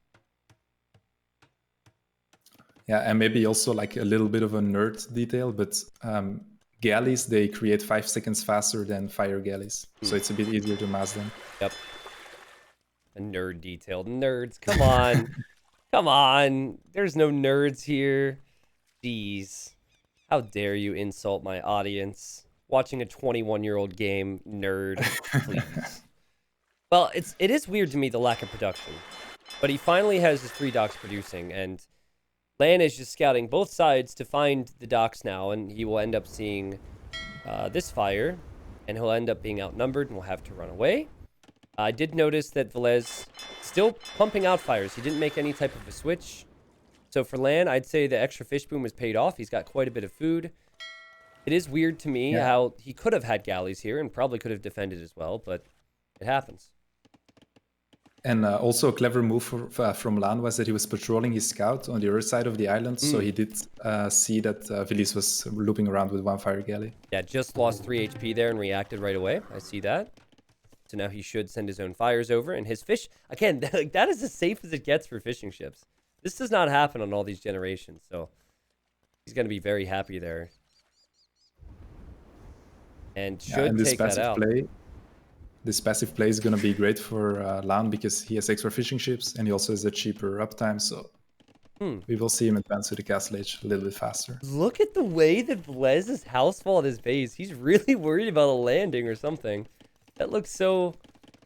I feel like this base, no offense to LaaaN, would be seen on Tuesdays on this stream. Some low Elo Legend action, man. Nice little house wall. Just looks so cute. So cozy. Well, fishing ships need to be relocated in the south. They're on shore fish right now. That's easy enough to do. Here comes Villese, who's now getting fletching. Tells me he's probably switching into galleys then, or has archers somewhere, which I don't see. So, here come the galleys. LaaaN is on the way up to the next stage. I mean, this has been a very casual opening for him. And, oh, he gets some big hits. The pathing there for Villese, they regrouped. Yeah, LaaaAN's just gonna chill And out LaaaN here. also had a demo stuck between a couple of fishing ships, but he didn't need it in the end. Yeah, that's good. Yeah, I was a bit worried when I saw the galleys coming in. I mean, there's a bit of time here for Villese to push, but it really feels like the fishing ships have paid off. Ooh, good hit. Oh, yeah, solid hit there. And certainly not enough now for Villese to push. Villese, much like Max earlier, just not looking, knows what to do on islands. And if LaaaN will have his upgrades in about 70 seconds, Villese hasn't even clicked up yet. That could be brutal. Yeah, and LaaaN, he still has great numbers. Gonna be up rather soon. And once he has those fire ships, and I think we might even see him go for the careening to get the instant defense. Okay, yep. We'll have to research Fire Galley, or not Fire Galley, War Galley, which upgrades the fires and the demos, and allows you to create those units. Okay, Twitch chat. Type a 1 if when you came back to the game, or, you know, the expansions came out and whatnot, it was confusing for you that you would have to research War Galley or to upgrade your fire ships. This is something that bothers me, Belgium. I feel as though it should not be locked behind the War Galley upgrade because so many people do not realize that it benefits other things. It just doesn't make a whole lot of sense. I feel like it should be either 2 separate technologies or its own technology to upgrade the fires and demos. I honestly think it's fine. It is fine, but just come on. Come on, just No, I won't give in. Ah, damn it. All right. You don't give in. My viewers don't give in. No one gives in. Everyone's like, pants, pants, pants, when it's clearly Bay. We'll talk more about that. I'll get your opinions later. But here come the fire ships. Gill nets right away for maximum efficiency for the fishing ships. And LaaaN is producing so much that he's actually housed at the moment. But good spot to be in. Villese needs to run away. He is really in a rough spot right now. I feel like 2 or 3 docks could go down before he's even in Castle Age. That's a lot of fire ships. Yeah, it's probably too tempting for LaaaN to not go for the army. Yeah. Some great demos, but Oh my god, there's so many demos in here in Villese. Oh my god! Oh my god! How do you get away from this? The micro from LaaaN as well, and he's gonna catch the fires out at least. Oh my goodness, that was huge. And you're right, LaaaN should be going for the Navy here. Villese stuck with just a clump of galleys and not too many fires now. yeah, honestly, that could have been way worse for Villese Yeah. if one of those demos reached those galleys. Yep. And in the end, he was probably going to just use the galleys, so I'm with you on that, but fishing ships do have to sail away to the corner. That hurts. Now at this point, LaaaN, he's a boomer. We've got 2 TCs. Starting to switch into farming eco. But Project Belgium, it's that fun little spot where Portuguese are slightly behind, but you know that Portuguese can win if they drag the game out a very long time. So I think LaaaN, he's going to have to extend his lead even further in this game. Yeah, true. If you don't finish off Portuguese, then with the Vitorias, Yep. you're just going to be like, why did I not do a landing? Or Yeah. why did I not play a bit better? Interesting positions for some of these golds. I'm looking at LaaaN's second gold, and that could be ranged by galleys. And then also the second gold for Villese could be ranged by galleys. So water control is really going to be huge here. Also, LaaaN, while it says he has 11 military, 1 is a scout, 1's a demo, and then a bunch of the fires are patrolling elsewhere in the water. So kind of concerned that he's continued with fires. He's got a large mass outside of his docks right now. And it's actually possible for Villese to possibly overwhelm him there. Yeah, true. LaaaN still has the fishing ships alive in the back, so that's great for him. And I think he's going to send those fire ships home to defend his base. Yeah, it could be a sandwich situation soon, as he is chasing these. Actually, he might just cut off reinforcements. That's not a bad idea either. Demo. What the? That shouldn't have happened at all. There's 3 weak ones in there now. And actually, what was funny about that was it looked like the war galleys were confused themselves. They just kind of turned around in the circle like, wait, what just happened? Anyways, LaaaN is kind of running out of fish with these docks, so he needs to redock for more efficient fishing. He's doing that in the right corner as I say it. Yeah, I like how LaaaN has played this. It seems like he's just going to defend until he makes it to Imperial Age and then try and flood the map with fast fire ship. Yeah, and I think he's most likely just going to stick with 2TCs. With Italians, you can do that with a cheaper imp and cheaper dock decks. Yep. Go for that really fast fire. It still concerns me, though. He took the lead, and then he's now kind of losing control here. He's lost one dock. At this rate, he's going to lose the second one. It's not like he's clicked up the imp already, so I'm a little confused by this. Like, there's definitely a chance that Villese could at least even out this game. Then maybe start to think about long-term castles on the shoreline, anything to drag the game out, and then, oh, look at Villese! He's found the fishing ships. He knows they're not on the other side, and he immediately swooped in, and what a big swing that's going to be. And so now LaaaN is struggling with numbers, but he also doesn't have a fish boom. Yeah, exactly. That was a really great move. The thing why I believe LaaaN is so passive is once your opponent has like a certain amount of war galleys, it can be tricky to fight them. But oh, there's going to be a really great sandwich. I'll curse the commentator, Project Belgium. It's not just me. Yeah, they're great when you get a mass of them, but not if the fires surround. And let's see if Villese can get out of here. Oh, man. Both players losing Navy, but oh, man, the fire ships are owning. And if LaaaN can just cut them off a bit more, he can also get some kills. Oh, this is perfect play from LaaaN. Beautiful stuff. Just stop. Stop and fight. Okay, I prefer his position again. He's on the way to the Imperial Age, 3 minutes away from that, while Villese has 200 food. And Villese is nowhere close. Yeah, and he's even redocking at the front of his base. So yep. He must be loving life. Yeah, so that was just the... Like, I was questioning the decision to sit back, but he realized, like, if I can just hold on long enough, I'm always going to be an Imperial Age faster. And maybe I can get some type of a trap in there. And that was the first time that he had brought in those 3 or 4 fires from the left side. Seemed like he was checking the back, too. If you look at his scouting, he really is making sure that Villese was not fishing back there. So I really like how both players have done that. It's the same thing for Villese to find the fish a moment ago. But talk me through what LaaaN should be thinking through the next 5 to 10 minutes here as he's about to be an imp. I do see LaaaN going for fletching. So we might see him make the switch into galleys. So I mean, for sure, he's going to open fast fire ships. Yeah. And then once you have the map control, you can go for those galleons because they will be able to range your opponent's islands from the sides. Mm-hmm. And if you then still have great water control, you can go for the condottiero landing. Yeah. So that's probably like the 3 steps we're going to see.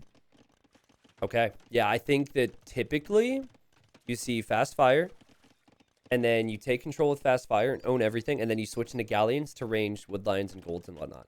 Now, in this situation, it's different because you're going to need fast fire, galleons, and then if you get a lead and Portuguese start sitting back, you've got to get cannon galleons out there and get it out quick to not allow Portuguese to make the Vitória, which gives them the trickle of res. That said, I think Villese is going to struggle to even take some of his stones and golds if galleon comes in. He could lose his docks once fast fire comes in. LaaaN looking very comfortable in this game. Yeah, and that's why I also think landing could be a great option because you do have those condottiero, which are really great raiding units. Yeah. So that could also be an option. Yeah. But also, if you wanted to play the late game, just transport a monk to the middle islands, take that relic, so it's 3-2 long term. But I'd like to see LaaaN maybe focus on taking out some docks right now. He does seem to be sailing around the sides to make sure he can find any navy and stop any backdocking. But while you're at it, keep some fire ships on the docks. And there he finally goes, taking out some docks and working his way around the back. He knows that Villese's only chance is if he backdocks. Yeah, really great awareness by him. Do you happen to know... we do see... Oh, sorry, go ahead. We do see a transporter from LaaaN at the front, so I think he wants to drop some barracks. Oh, you're right. Now, the scout's there, but the scout can't do much about 5 villagers. And also infantry armor. So with infantry armor means we might see those condottieros. The scout's attacking the transport ship. What is that? And yeah, there's the first barracks. So now Villese, he doesn't really have defense for this. He might need to wall up for now. And even if LaaaN is able to control this gold for long enough, it could be tough for Villese to really get back on water without the gold. Yeah, and Villese, he does have the stone that he's mining, so he has to choose: do I drop a defensive castle at the front, or do I drop one at the back so I can safely relock? True. Yeah, condottiere rating is interesting because I do feel as though sometimes prioritizing water techs might be the better play. Now Villese, it's got an awkward wood line. And there's a hole between... Is there a hole? Yeah. Oh my god. And does he have that... He might not see it, actually. Like, that's such a weird wood line generation that he won't see it. And yeah, the condos will come in. But he has a cube C90. He should see it. That's true. He's using the cube mod. How dare I forget that? That's true. Why do you use... Where's your cube mod now? Oh god. Exactly. Well, castle on the shoreline for Villese. He's going to try and redock. He's getting galleons. Military count and population has this being a pretty close game right now. Where is LaaaN's water control?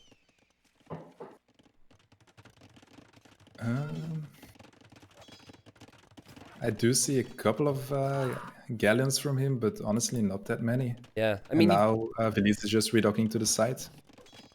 Yeah, I am clearly not the most experienced Islands player, but in all the games that I've seen and some that I've played, I feel as though landings are a little bit risky. In this case, I feel it's particularly risky against Portuguese, who may be able to go for Vitorias later. Like, I remember Nili played Islands, and he was just all about making sure that you take every advantage on water. But I'll tell you what, I can't argue with the condottiere getting through. And still the other side being kind of awkwardly boxed out. It's not bad. Just gotta focus on water, too. Because if you... against Portuguese, don't prioritize water. They're devastating with their caravels and demos, whatever else. But I have seen a lot of docks go down for Villese. This is dock number 3 on the front that'll go down. A lot to work on right now. Yeah, and Villese, he did have like a bunch of fire ships left, but Portuguese actually don't get fast fires. Yep. That's something I learned the hard way in a practice game. Practice game against who, might I ask? Against Daniel. Oh, man. Well, if Daniel doesn't do too well against ACCM, it's your fault, because clearly the practice partner wasn't informed. Kappa. Yeah. It's funny, because Daniel and I, in training for the 2v2 World Cup, both agreed that, you know, he's like, we both suck at islands. And then we thought it'd be a good idea to pick islands as a home map, and that didn't work out too well. So, how is Villese still alive in this game? It does feel like maybe LaaaN could have snowballed this more on water. But then again, he has done a lot in taking out docks. I just think that prioritizing completely dominating water, and then maybe mixing in a few cannon galleons could be good. Let's see. More docks along the front now for him. And does have 3 relics to 2 right now. Just has not been able to kill off the Portuguese yet. Yeah, and I honestly think that LaaaN could have just made another landing in the front of Villese's base where there are no docks. Yeah. You know what I like to... What I think is a great thing that people never do in LaaaN situation is transporting the Trebs over to their island. Not just the middle. The middle's good. But if you transport Trebs and just protect them with your navy, you can Treb down all their eco and all their buildings there. So that's not a bad play. Yeah, but yeah, that's a good move. And we might even see that because there's almost second trip and a transporter. Oh, okay. Yeah. That'd be a good move and a great fight for LaaaN. The score is a lie right now. Greater eco for LaaaN. Greater military control for LaaaN. I'm not actually seeing all Villese's navy. Oh, but wait a second. Could be a sandwich here. That's where the navy is. It was inside the docks. And suddenly, while there are fast fires, it feels like LaaaN will lose a lot of galleons. Oh, man. It is going to be the case, isn't it? Villese giving himself a chance. I called it! Yes! I'm so proud. Here come the Trebs. Not scripted, confirmed. And so while LaaaN is going to take some losses, he should have reinforcements, and at least he'll start trebbing down that castle. That's a good move.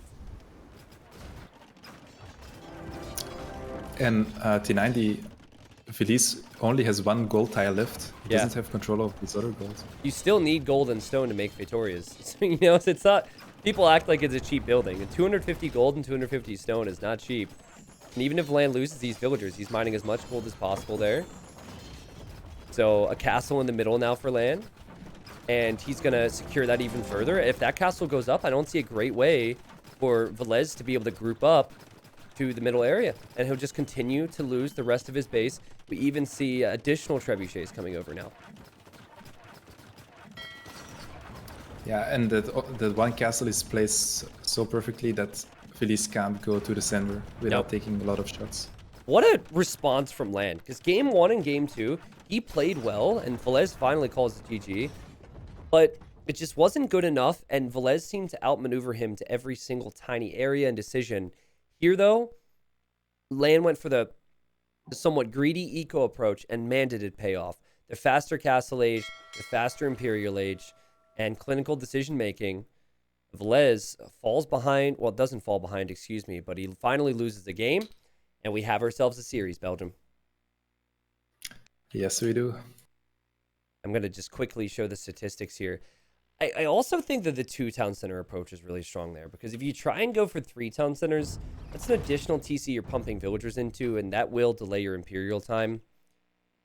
And yeah, you had more of every resource here. The Condotieros did find some reward. The trebuchets, the galleons, the fires. It was enough for LaaaN to starve out Portuguese. After seeing that game, does it change your thoughts on what the water meta is like? Do you think that maybe players should be backdocking and adding the fishing ships more frequently? That's actually an approach which I really like, but I mean, islands, it's so tricky. There are so many options that you can go for. Okay. Like, we didn't even talk about landings that game, but they are also, if you don't expect a landing, you could just instantly die. I can't wait to watch Lix versus Nikov, man.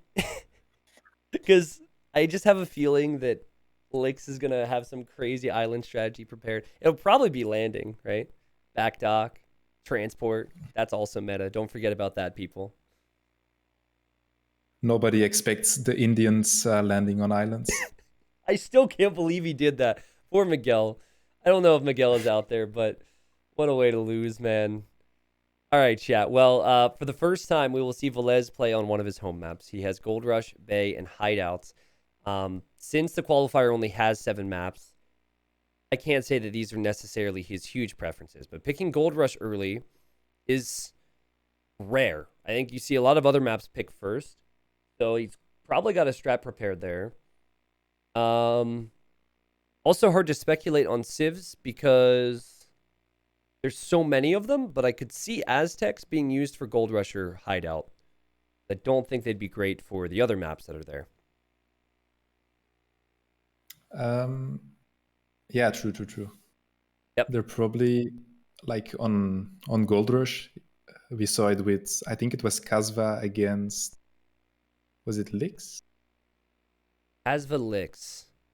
Or it was Kasva and CL. That's what it was. Oh yeah, CL, where we saw the dominance of Aztecs. What in the world is happening? Jeez, guys, this is a qualifier. Not the main event. Thank you. But calm it down, B-Dod. Again, that's insane.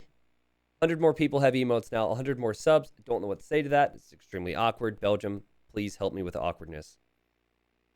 I will also say thank you. Okay, that helps a little bit. Yeah, good time to bring up, I guess, that that main event prize pool continues to rise with everyone who subs or gift subs like that. And the main event will be in a couple weeks. So if you like sub now with Prime or whatever, the sub lasts up until then. And we're fighting to see who will find out, or we're fighting to see who will find out. Sorry, we are going to find out who will win this best of 7 and move on to the main event. The top 8 from Hidden Cup 3 already in, of course. We did have the result between Jordan and... What the... There's so many other ways. There's so many other ways you could spend your money, my friend. Hey, Project Belgium, just on a side note, I think I'm going to up your hourly wage for the CoCast today.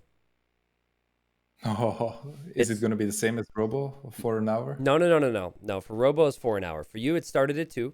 It's going to go up to $6 an hour. How's that sound? Oh boy, am I excited. That was a perfect reaction because you're so chill. You're so chill normally, so it actually sounded excited. All right, man. Well, waiting to hear what the situation is. All right, game number 4. Yeah, we should be able to get in game number 4 in just a second. Belgium, I'm gonna send you the info if you need it. And game number 4, I think. Also, it's kind of funny how we have these two flexing right now because B Dot is gifted 301, and Lower the Legend is gifted only 300. What a way to win! But I feel as though since the level's been so good for Villese on these land maps, that LaaaN cannot lose this next game. Going down 3-1 when the level is this close, I feel like it's almost impossible to come back. So very important for LaaaN and his tournament hopes. If he wants to qualify, he's got to win here, in my opinion. Do you have the game? Yep, about to hop in here. Maybe just pause like 10 seconds so we can coordinate our time. It looks like it'll be all Bay. And I do have a question to ask as we load in. I'm actually running and live into the game. Let's go. And Project Belgium. What is this map called? Bay. Yes. Thank you. Thank you. That's 2 co-casters who have stuck with Bay. I like it. It was funny. We announced some of the main event maps. And yeah, go ahead. I did see some of the new ones, and I would say Pokeball, Glasses, and Duck were my favorite. Oh, no, not all 3. Okay, the Duck one was a stretch, chat. We announced the new maps. Everyone was trying to come up with different names. Pokeball, I could see. We actually talked about that internally. But Duck, really? I don't know about that. But I do know that Villese is clearly practiced with the Max, because when the Max played up against Jordan earlier, he picked Persians here, and he did this exact strategy. Persians start with plus 50 wood and plus 50 food. Villese is skipping a lumber camp. He's even lessening the amount he has on food at the start. And he is going to go out here to go for a very fast fishing ship. I like the build. It also might be a tell if we see a player in the main event do this, and Villese ends up going in after winning today. So on the other side, you've got LaaaN. LaaaN has gone for the Mongols, and Mongols historically are a 6 civilization on Bay due to the fast hunting with the normal resources, and the fact that there's deer and ibex elsewhere makes them strong to contest for water. And it all comes down, to the mid game Belgium. Like, if players are going to switch for control on land, if they're going to prioritize booming, it's a very fun map to watch, if you ask me. Yeah, exactly. Interestingly, LaaaN already going for the boar, so he wants to make sure he's up as soon as possible to the feudal age. Yeah, okay. Yeah, saving some sheep, maybe. And taking advantage of the hunt speed there. Scouts have found each other. But I think LaaaN has gone forward. Let's see if he's scouted that dock. He did not go forward yet. He's actually going to protect his own villager, as the villager will come out the dock here in a second. I mean, he probably assumes that it's already way too late for him to deny the dock, so yeah, he just wants to go for the safe play and defend that villager. Is he assuming that, though? Because I don't think I saw a single other player in the qualifier dock this early with Persians. They would just send villagers to wood first, like a bit earlier, you know what I mean? So I don't know if it's necessarily something that LaaaN would expect. Maybe it's amongst the players who are on the deciders, maybe that's known. I could be wrong. Oh, this is so sloppy from LaaaN. He actually had the pigs scouted. He had scouted the pigs with his own pigs, but never brought it in. And now Villese is going to find them and take them to the corner. I think LaaaN probably is going to be able to find them, but yeah, it's a little bit of a nuisance. Let's see. Mongol scouting bonus. Pigs don't want to be here. I know pig. Yeah, okay. We'll find him. And of course, he knew that the scout would be over there, so his villager would be protected. See what the uptimes end up being like. Belgium, did you happen to see the Hidden Cup 4 main event hero list? I did, but honestly, don't ask me a single name because I didn't remember. Okay. I was going to ask you what your favorite was if you had one. Twitch chat, if you saw the list, what would you say is your favorite? I've got a few I'm rooting for. We have... I think one of my favorite ones is Little John. Little John is Oh yeah, a that one I spearman. remember. And I don't even know why it's listed as a hero in the game, because it's just a basic spearman. But I'm kind of rooting for Little John. I think it'd be really funny to see something like Little John and Cobra Car in the finals, like cheat code versus weak units. So Cobra Car is very popular, apparently. And we are going to have similar uptimes, and both are also going to be on 3 fishing ships. So Wow. pretty even game. Yeah, seriously, right? I mean, I guess you could argue... Nah, I mean, it's not even worth splitting hairs at this point to see who's going to be ahead. LaaaaaN just now finishing that 3rd fishing ship. And a 4th now for Villese. I seem to recall Max only going with 3. But we'll probably see players send villagers out to dock. Both players have their scouts on the enemy shoreline. I take that back, actually. I think LaaaaaN spotted that Les was around. So now he's sending his scout home to be safe as we see the 2nd dock. Yeah, so it's just going to be water war. And then I would say, since they're both going to be up at similar time, I would give the slight edge to Persians just because of the production speed. Yep. Slight edge to Persians with the production speed of the docks plus the HP in the docks. Probably give the edge saying to... that, Yeah? look at the forward villagers for Villese. What? Oh my dear. Everything we've seen in this game so far has told us that it will be 2 docks for Villese. And LaaaaaN is looking and does not see anything on the shoreline. Scouting is so important here. Will he notice that there's something out here? Looking... You're kidding me. Oh my... You're... Oh my goodness. That is... I mean, can't really say it's unfortunate when he's staying so close in the water. He's still looking, still confused. Like, wait, what? Does he have the 2nd dock to the right side? That's what I'd be checking. Maybe he snuck it to the right. That wouldn't make sense.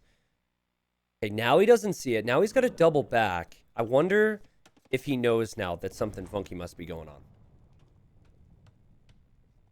Yeah, if LaaaaaN can get the wall up. Oh! Look at the stable!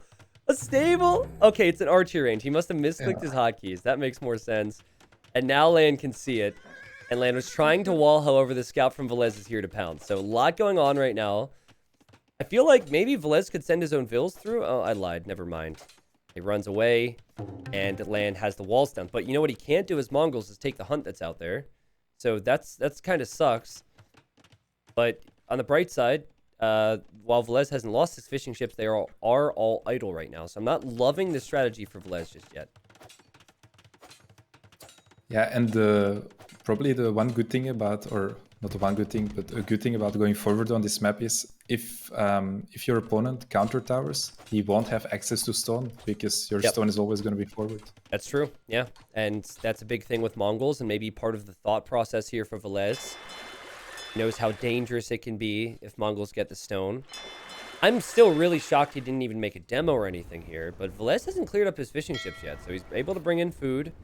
And that's something, or LaaaAAN's got to clear up Villese's fishing ships, excuse me. And the pressure's on. So you deny the hunt and the stone for Mongols, but give them the water. I thought this would almost go the other way around, that Persians would win water and Mongols would take hunt. LaaaAAN is doing a smart move. He's sending out 2 villagers, probably to go to the stone. Though he hasn't scouted any safe stone just yet. Yeah, if you go towards, I hate to say this, but if you go towards the belt, normally there's some stone out there. I guess like the ridge, the mountain. But here comes Villese. He's got 2 archers and a spearman just behind the wood line right now, which is a concern for LaaaAAN. He does not have a very safe back wood line. The way he's walled is use the wood lines, but pretty soon all of his wood lines could be towered. Yeah, exactly.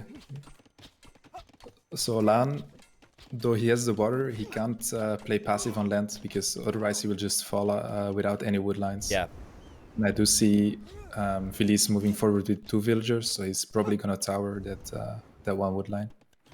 He's, moving forward with 2 villagers. Sorry, just trying to keep an eye on things.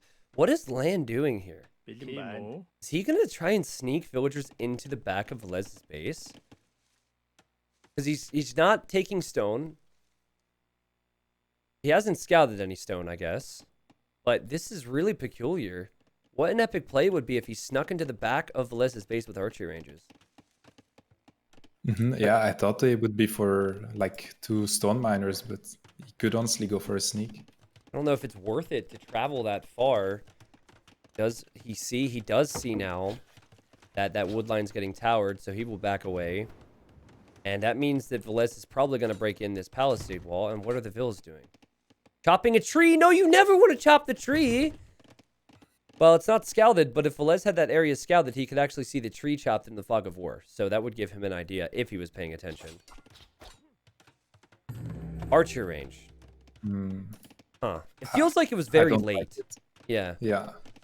Because he already saw Villese was walling. By the time that the range is up, you might have 1 archer out, but then Villese is already going to be fully walled. I feel like it's so much more effective to scout the stone, send a few villagers to the stone, or even sneak out and take the hunt there. Right now, he has house walls. I also would maybe like to see him go up to 5 fishing ships. 5 or 6 fishing ships feels about right when someone gives up water. There is a fire ship inside Velez's dock, but he doesn't have anything more than that. But he's... Okay, I lied. Making a second one now. And now you see a tower for land. That's his first tower. And is that something Velez could deny here?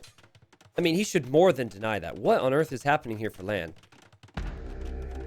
Or am I wrong? Yeah, I think he could deny it. His army is coming over, but it could be a little bit late. Maybe. Okay, he's going to get the tower. And he does lose 1 Vill, loses a second Vill.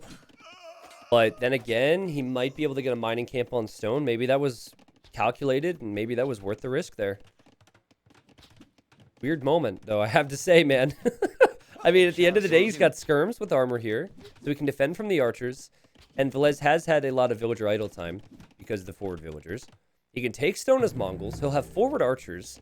And there's actually a hole in Velez's base if Velez doesn't lock that down.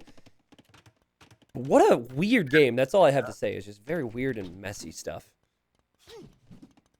Yeah, exactly. It seems like it's going to be working out for him after all. He's also dropping a mill with us forward vills, so... Yep. Yeah, good decision in the end. Yeah, and now he could easily just walk through and take that hunt on his side. Does have to worry about that 1 weak scout for Velez. The scout is really doing a lot of damage against the skirms. He garrisons his tower. Velez micros. What great micro there. Amazing value from that scout. Exactly. How is the eco looking? Villese, he does have 13 farms, so he does have solid land eco, while LaaaN only 6. So I would say a little bit better for Villese. LaaaN, why do you have pigs behind the wood line, man? That would show up on the minimap for Velez. Imagine him, he's like, wait, what? Why is... The pigs are showing the hole in the wood line. And now Velez is just gonna... That was so weird. Velez is just gonna drop a house there. As he should, if he notices that. But yeah, I think we'll see both players on the way to Castle Age shortly. But LaaaN with the benefiting from water and benefiting from some of the hunt will have the faster uptime. He's now dropping a stable, which will probably tell Velez that LaaaN is clicked up. If it even goes up, actually. Yeah. And the archers from LaaaN probably will still find some damage. Maybe even a villager. Yeah. True. He's able to pressure, delay the stable. And the archers from LaaaN, I was actually talking about the archers for Velez. Because it's not normal to have 2 attacks like this. And yeah, they don't get any damage in. But they still could pressure in Castle Age. Yeah, exactly. If he can keep those archers alive, and with those 2 vills, he could even go for like monastery siege workshop. So that's a good base to pile on some pressure. And great job from Velez. Still denying the stable. He knows it'll probably complete, but delaying it as much as possible. Velez probably needs to wall at home. This is a fun game, man. This is... I don't know where this is going to go from here. It feels like with Crossbowman and Bodkin Arrow, LaaaN could do a lot of damage. But at the same time, it's the most unique game that I've probably seen today in terms of breaking the meta and what we typically see. Yeah, I think so. But that faster uptime could be all the difference here. LaaaN will have a knight out in about 5 seconds, or he'll start creating it anyways. And Villese, he doesn't know if these archers came from LaaaN's base or if there's a sneaky building here. He doesn't have a way of scouting that. He also does not have very good economy. But then again, he's Persians. And what he could do with Persians is go for a few knights, and Persian knights have extra attack against archers. So I feel like there's potential to do something. And LaaaN is switching into some CA, so he's not even going for the crossbow upgrade. Forward cav archers? They made one. What do you think about going cav archers here? Do you think it's good? Do you think it's bad? Do you think it depends? I actually like it quite a lot, especially since it's Mongols. They fire a bit faster. Okay. I think it's a good decision. All right. Well, we'll see if he commits to it. Here we have LaaaN adding a TC. I love the fact there's Hunt there. You can still take with Mongols. Knights and Camels are here to clear up those skirms. And he also is able to keep his other units alive. So he's clearing up Villes's units, keeping his units active, and now adding the second TC. This is looking good for LaaaN to possibly tie up this series, Project Belgium. This is a quality series right here. Yeah, and Villese actually managed to find that archery range, and LaaaN was able to escape right at the last second. Yeah, it does not have any scouting out here. So let's see if he's able to find it. Knights do not have the best line of sight. The army, a very weird army, and then the two villagers are all splitting up. Doesn't look like they'll be spotted for now. Or if they are, the Camels and Knights could deal with them. So LaaaN, good macro approach here to have the second TC going. Still able to fish with what's left on water, though Villese probably could have cleared that. And if you're booming long-term, I do really like the Mongols if they can secure the stone, which LaaaN was able to do, and he might even have a castle soon. Yeah, he already has 400 stone in bank, so I think he's probably going to get a castle within like 2-3 minutes. So yeah, that looks great for him. Feeling good. Now with Persians, you probably want to look towards Paladin, I think. And even before that, I think pushing Mongols before they can get to Mangadai is good. So Villese, maybe a bit confused on what to make right now, because LaaaN has archers, which could prompt siege to work, and there's the siege workshop, but also there's camels. So now camels countering knights means you'd need a bit more. Villese really falling behind right now. He's down by 13 villagers. The siege workshop's denied. LaaaN has got it together now, Belgium. If he didn't at the start of the series, he's together now. Yeah, he's in a really good spot. He's also picking up some relics, so he's thinking about the late game. Also still creating cav archers from that one range. And even just the presence of the mill in range there is going to be annoying for Villese. He constantly has to worry about cav archers coming in. Or if he patrols over there, he'll attack the building. That's no fun. Yeah, exactly. It's a little bit of vision that can be useful.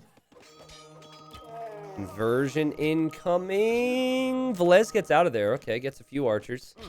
Not like LaaaN is really going to worry about losing a few archers when he hasn't upgraded them, but looks like this is going to be just camel for now for LaaaN.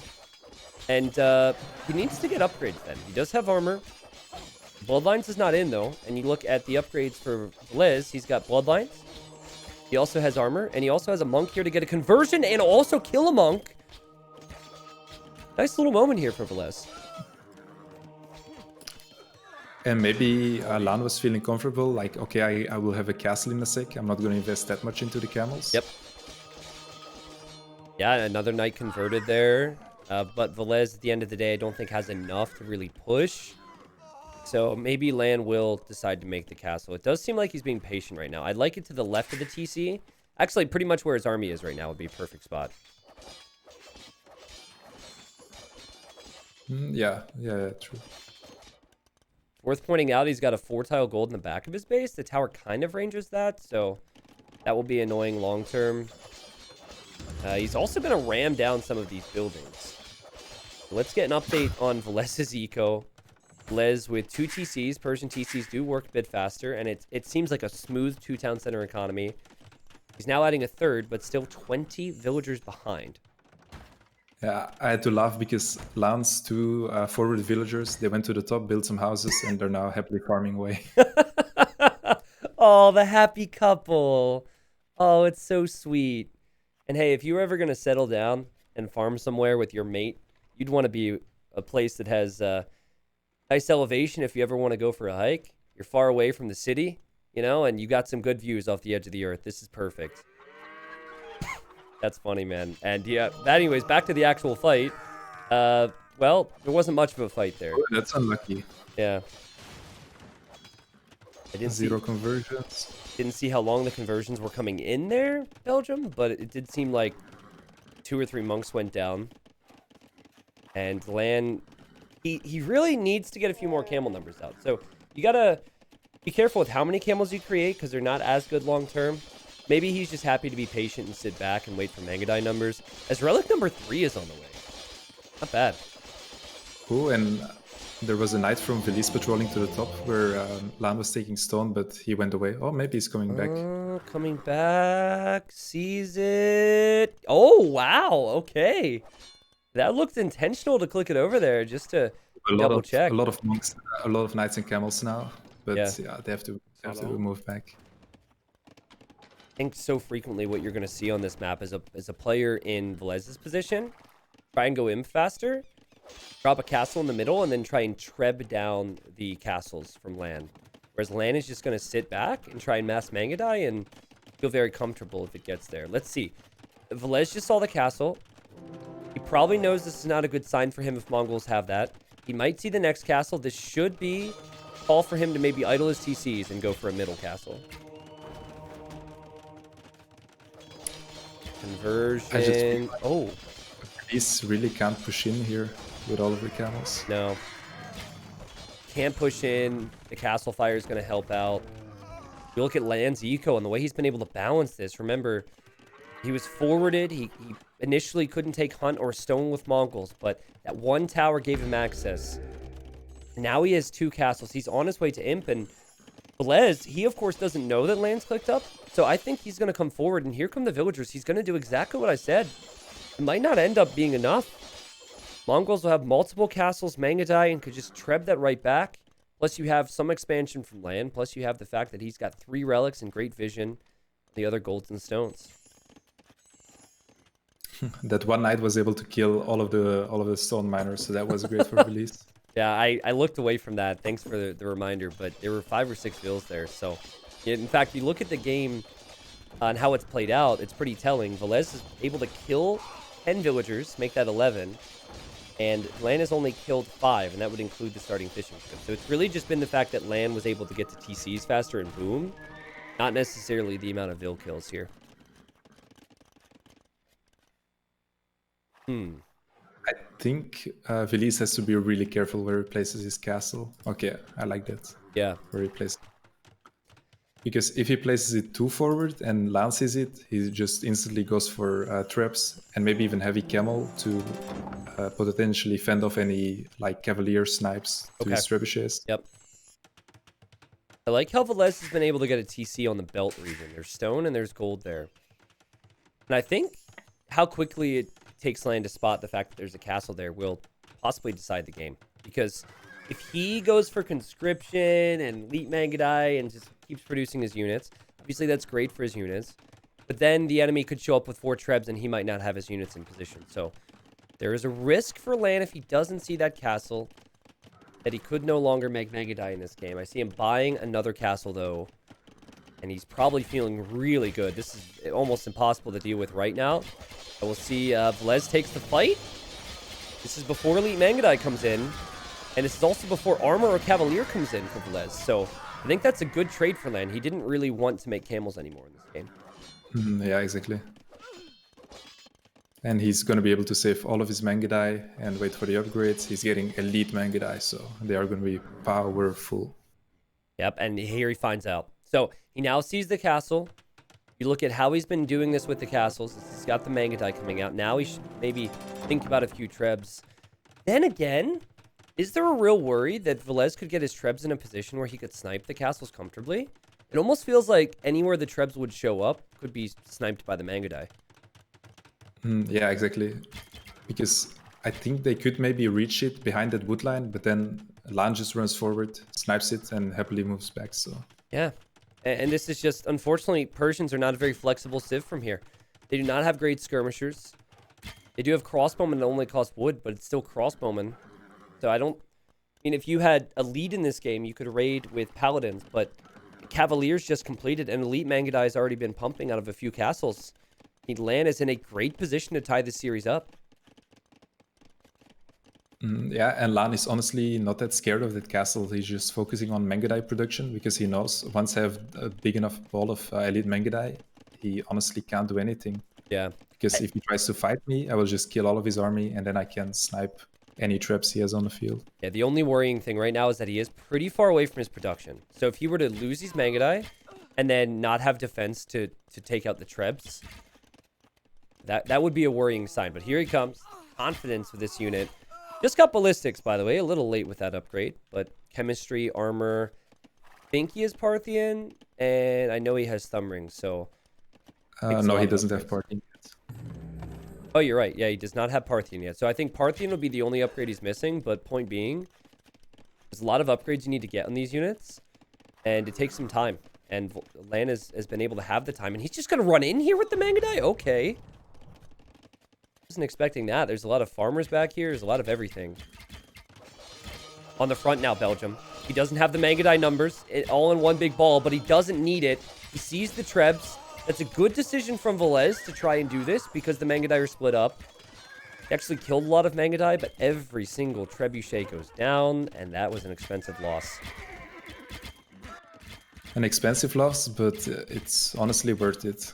Because now Villese can't push the castles, and LaaaN can happily reproduce his lost numbers. Yeah, I think LaaaN would have preferred that, right? So, and oh my god, that's so annoying. 11 Mangudai on 2 tiles, and you just can't group around them. Oh man, what a tilter right there. And now the Cavalier run forward, and the Mangudai are shredding. This is insane. How do you counter Mangudai? I still can't believe that there was a time where these were stronger. And then people complained about it when they were nerfed. It's such a strong unit. People were like, what? What'd you do to Mangudai? Mangudai suck now. I used to see that all over the forums. These units are insane. Like machine guns back in the day. Yeah, seriously. Like, think early kip checks for people who've only been around for a year or two, but Mangudai stats.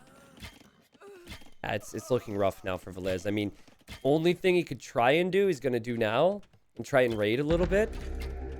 But the way LaaaN has played this is he has outposts everywhere. He has vision. He can see it. And while he loses that group in Villese's base, there's no way Villese can ever sneak through to do anything. This unit is just...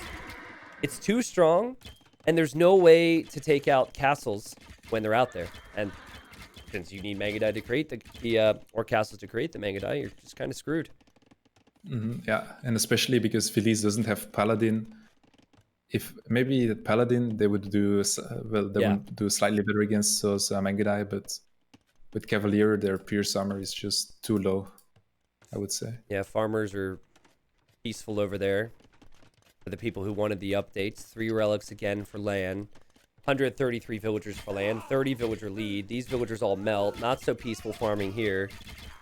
Yeah, I'm with you. I think Paladin would really be Villese's only chance. And I'm not sure he's going to have the time. And LaaaN now even clicking Camel, so... Yeah, even clicking Camel, so... It's not going to give him any chances to try and make a comeback. Yeah, I think it's a good move for Villese to try it with Paladin. The problem is it takes 3 minutes to complete Paladin. I'm not sure how many Cavalier you're going to have remaining. So, here he goes. You could consider this a little risky, but I think that LaaaN is going to go right back to that wood line. Yeah, he's going right back to that spot. He heard about that spot, and Villese won't even let it happen. Villese taps out, and the score was 2-0 earlier on in the day. Now it is 2-2. And for those that are saying it was going to be a sweep by Villese, I think you spoke a little bit too soon. Game 5's upcoming. Of course, both players fighting for a spot in the main event of Hidden Cup 4. And remember, both of them participated in previous Hidden Cups. Ah, man. Belgium, I was so worried after the first 2 games that this was going to be a sweep. What a set this is, man. But what made the difference here in this game? We had Villese going forward, just maybe didn't have the execution? Yeah, like his forward didn't really accomplish much. And then early Castle Age, LaaaN instantly dropped 2 extra TCs and didn't get punished for it. Yeah. He He also, while he didn't do a ton of damage with the sneak villagers, he found some reward with the hunt out there, and that's something Villese should have maybe tried to stop. The annoyance factor that came in from that maybe allowed land to boom up. I also, not that forwarding is bad on this map, but I feel like with a Persian dock, maybe you should be a bit more competitive on water. You've got one dock that has 3,600 HP. Maybe make a few demos and fires to hit land's fishing ships. But then again, land didn't even fish all that much. It's very hard to say, except that land played this well, had better balance, and then had the better late game civilization. Oh boy, we get to really speculate now. All right, so Villese has 2 home maps remaining. His hideout and he has Gold Rush. He could go for either one. Let's just assume it's going to be Gold Rush. What civilizations would you be expecting? So Villese, he has Aztecs, which could be probably his best pick for that one. Yeah. And then for LaaaN, probably Berbers. Okay. Berbers makes sense. Oh no, Khmer are banned. Yeah, probably Berbers or maybe even Slavs. What if you're expecting Britons on Gold Rush and you pick Goths? Is that too crazy? Yeah, the Goths one is. I think it's a counter pick, obviously, but also a bit of a mind game. Yeah. Okay. Well, we'll see. Next game will be starting in just a moment. I just want to say thanks to Booty Snake for stopping by. Booty Snake, great name by the way, has subbed for 45 months and says, "I'm so happy you invited me to play in Hidden Cup. Unfortunately, I'll have to decline this time and wait for Hidden Cup 69 to make my debut." Yeah, no worries. It was the same with Project Belgium. He declined to join the main event. I knew he'd have the skills for it. Isn't that right, Belgium? Yeah, that's exactly how it happened. Yep, exactly. Which is why you played in the qualifier. Makes sense, right? Mm-hmm. It was a hidden ID by me. I wonder how upset people would be if I just all of a sudden invited someone who lost in the qualifier. It's not like anyone's going to boycott a $70,000 tournament. It's not like Viper's going to be like, "I'm not going to play. I'm going to stand up for this atrocity." Just saying. Well, they would only find out after the event because the names are hidden. That's true. We just debate the whole community like, "Hey, by the way, that guy was Project Belgium." Yep. Point. Someone had the idea that, and we can hop in here to game number 5. We'll be on Gold Rush. Somebody had the idea that I just have Huang play up against the top 8 for the entire tournament. Like, and the community doesn't find out till after the fact. I don't think it'd be a very popular move because people would say, people get angry, and I would never actually do that, but it's a funny thought. All right. Well, the score is 2-2. Could go either way at this point, and we have LaaaN in the red. LaaaN is playing as the Slavs, a civ that I have missed, but I'll talk more about that in a bit, Belgium. In the blue, we have Villese. Villese is playing as the Aztecs. Seeing as the focus on this map is aggression and Castle Age, how do you feel Aztecs fare on Gold Rush?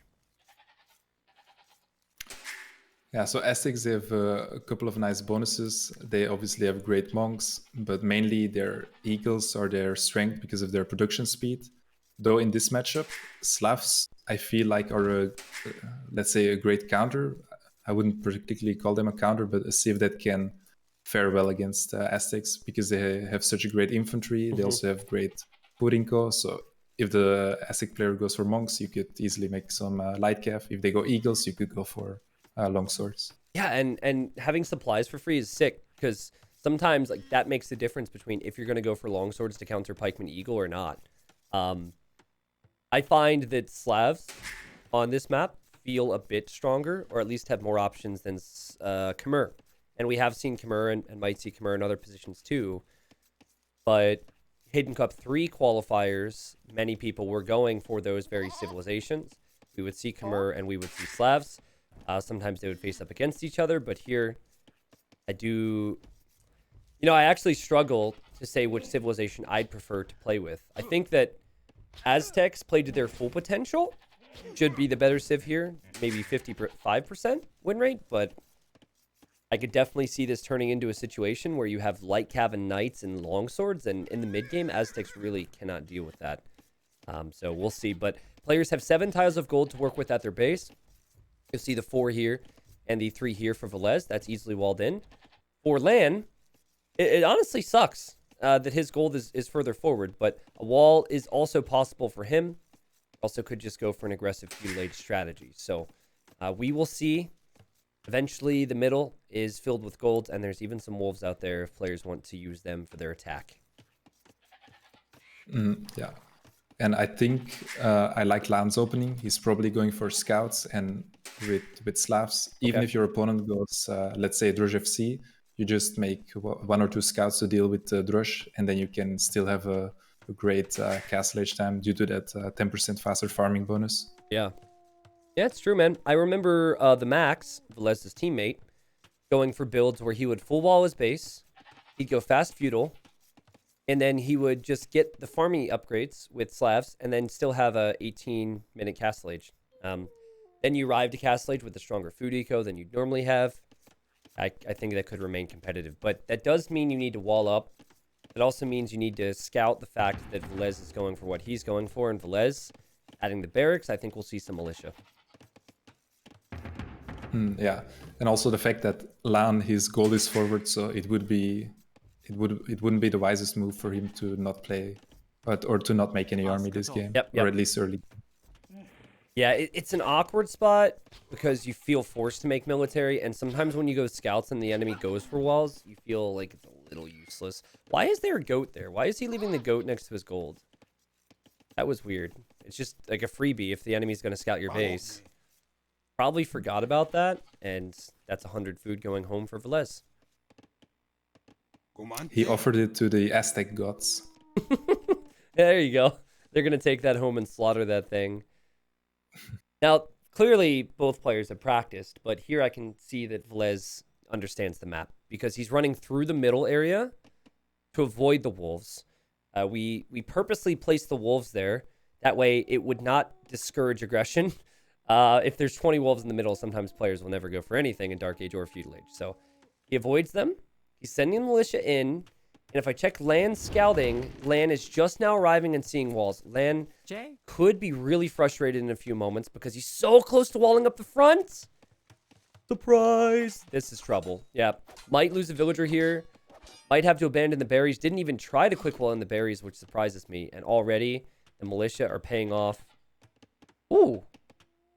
Oh my god, but that was really bad for Villese. Yeah. Oh my god, his eagle is weak. His other militia is weak, and he lost one. So honestly, LaaaAN might be very happy with this situation now. Yeah, and the good thing for LaaaAN was that Loom came in at like a really clutch moment. Yeah. Otherwise, we would have lost that Ville. Yeah, I mean, I'm surprised that Villese was getting so close to the town center there. Oh, LaaaAN is housed. He's housed. He puts the house down right where a farm should be later on. Ouch. I think the Drush might have paid off a little bit then, at least with the harassment. And I like what LaaaAN is doing. He knows my opponent is most likely going Drush FC, so I'm just going to go FC as well because I know his Drush is quite weak, so true. I shouldn't invest anything into army. Yeah, that's true. And if you go Feudal Age in this position to try and do that build I mentioned earlier, you've been harassed so much that it probably wouldn't be the cleanest switch, so I agree with you there. Did he kill a villager? Did he kill that wall villager with his scout? I think he did. Because it says his scout's weak, and it says that he killed a villager. So yeah, I actually believe, and I apologize for not looking for it, viewers, that he killed that villager who was walling. I recall Villese getting Loom right when that scout showed up, so it looked like it was close. Yeah, and LaaaAN also already on the way to Feudal Age. Okay. Probably Villese making 1 or 2 more vills, and then it will be probably, well, I'm not sure, scouts / knights against eagles. What do you think about this eco balance for Villese? He's got 10 on wood right now, and he just switched a lumberjack over to goats. I feel like he sent too much to wood. Yeah, I think so too. He does not have the resources. Where he already has enough food to click up. But Yeah. Like, this is... You never want to idle your town center. Okay, there he goes. I mean, it's manageable. But rather weird to me that the balance was not that great there. Because look at LaaaaaN, man. I mean, he was the one who was under pressure. He was the one who killed the villager. He was the one who defended and will be in Castle Age faster now. Most likely, anyways. yeah, and the good thing for LaaaN was that he also kept his scout alive on 2 HP. So Yeah. that can be crucial. And suddenly you have one person walled, and that person has the quote-unquote better map, but they're in the worst position. Very important that you play the game. Maps matter. They'll always be different in age, and happy to see LaaaaaN, who really has stepped it up.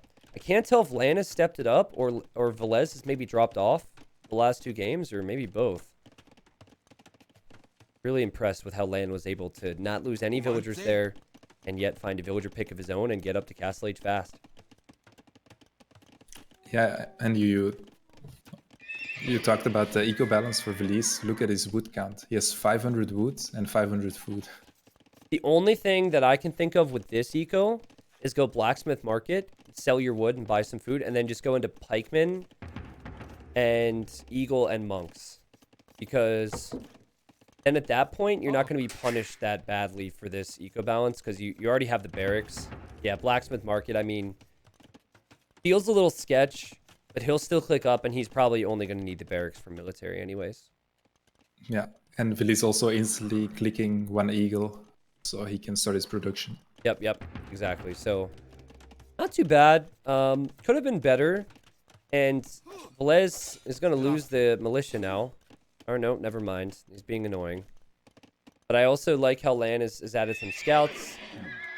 He knows the danger of playing against Aztecs is that they have monks, eagles, pikemen, so much against Civ who's opening up with a stable. I would kind of like to see either player add a spearman and round up the wolves and send it to the enemy base.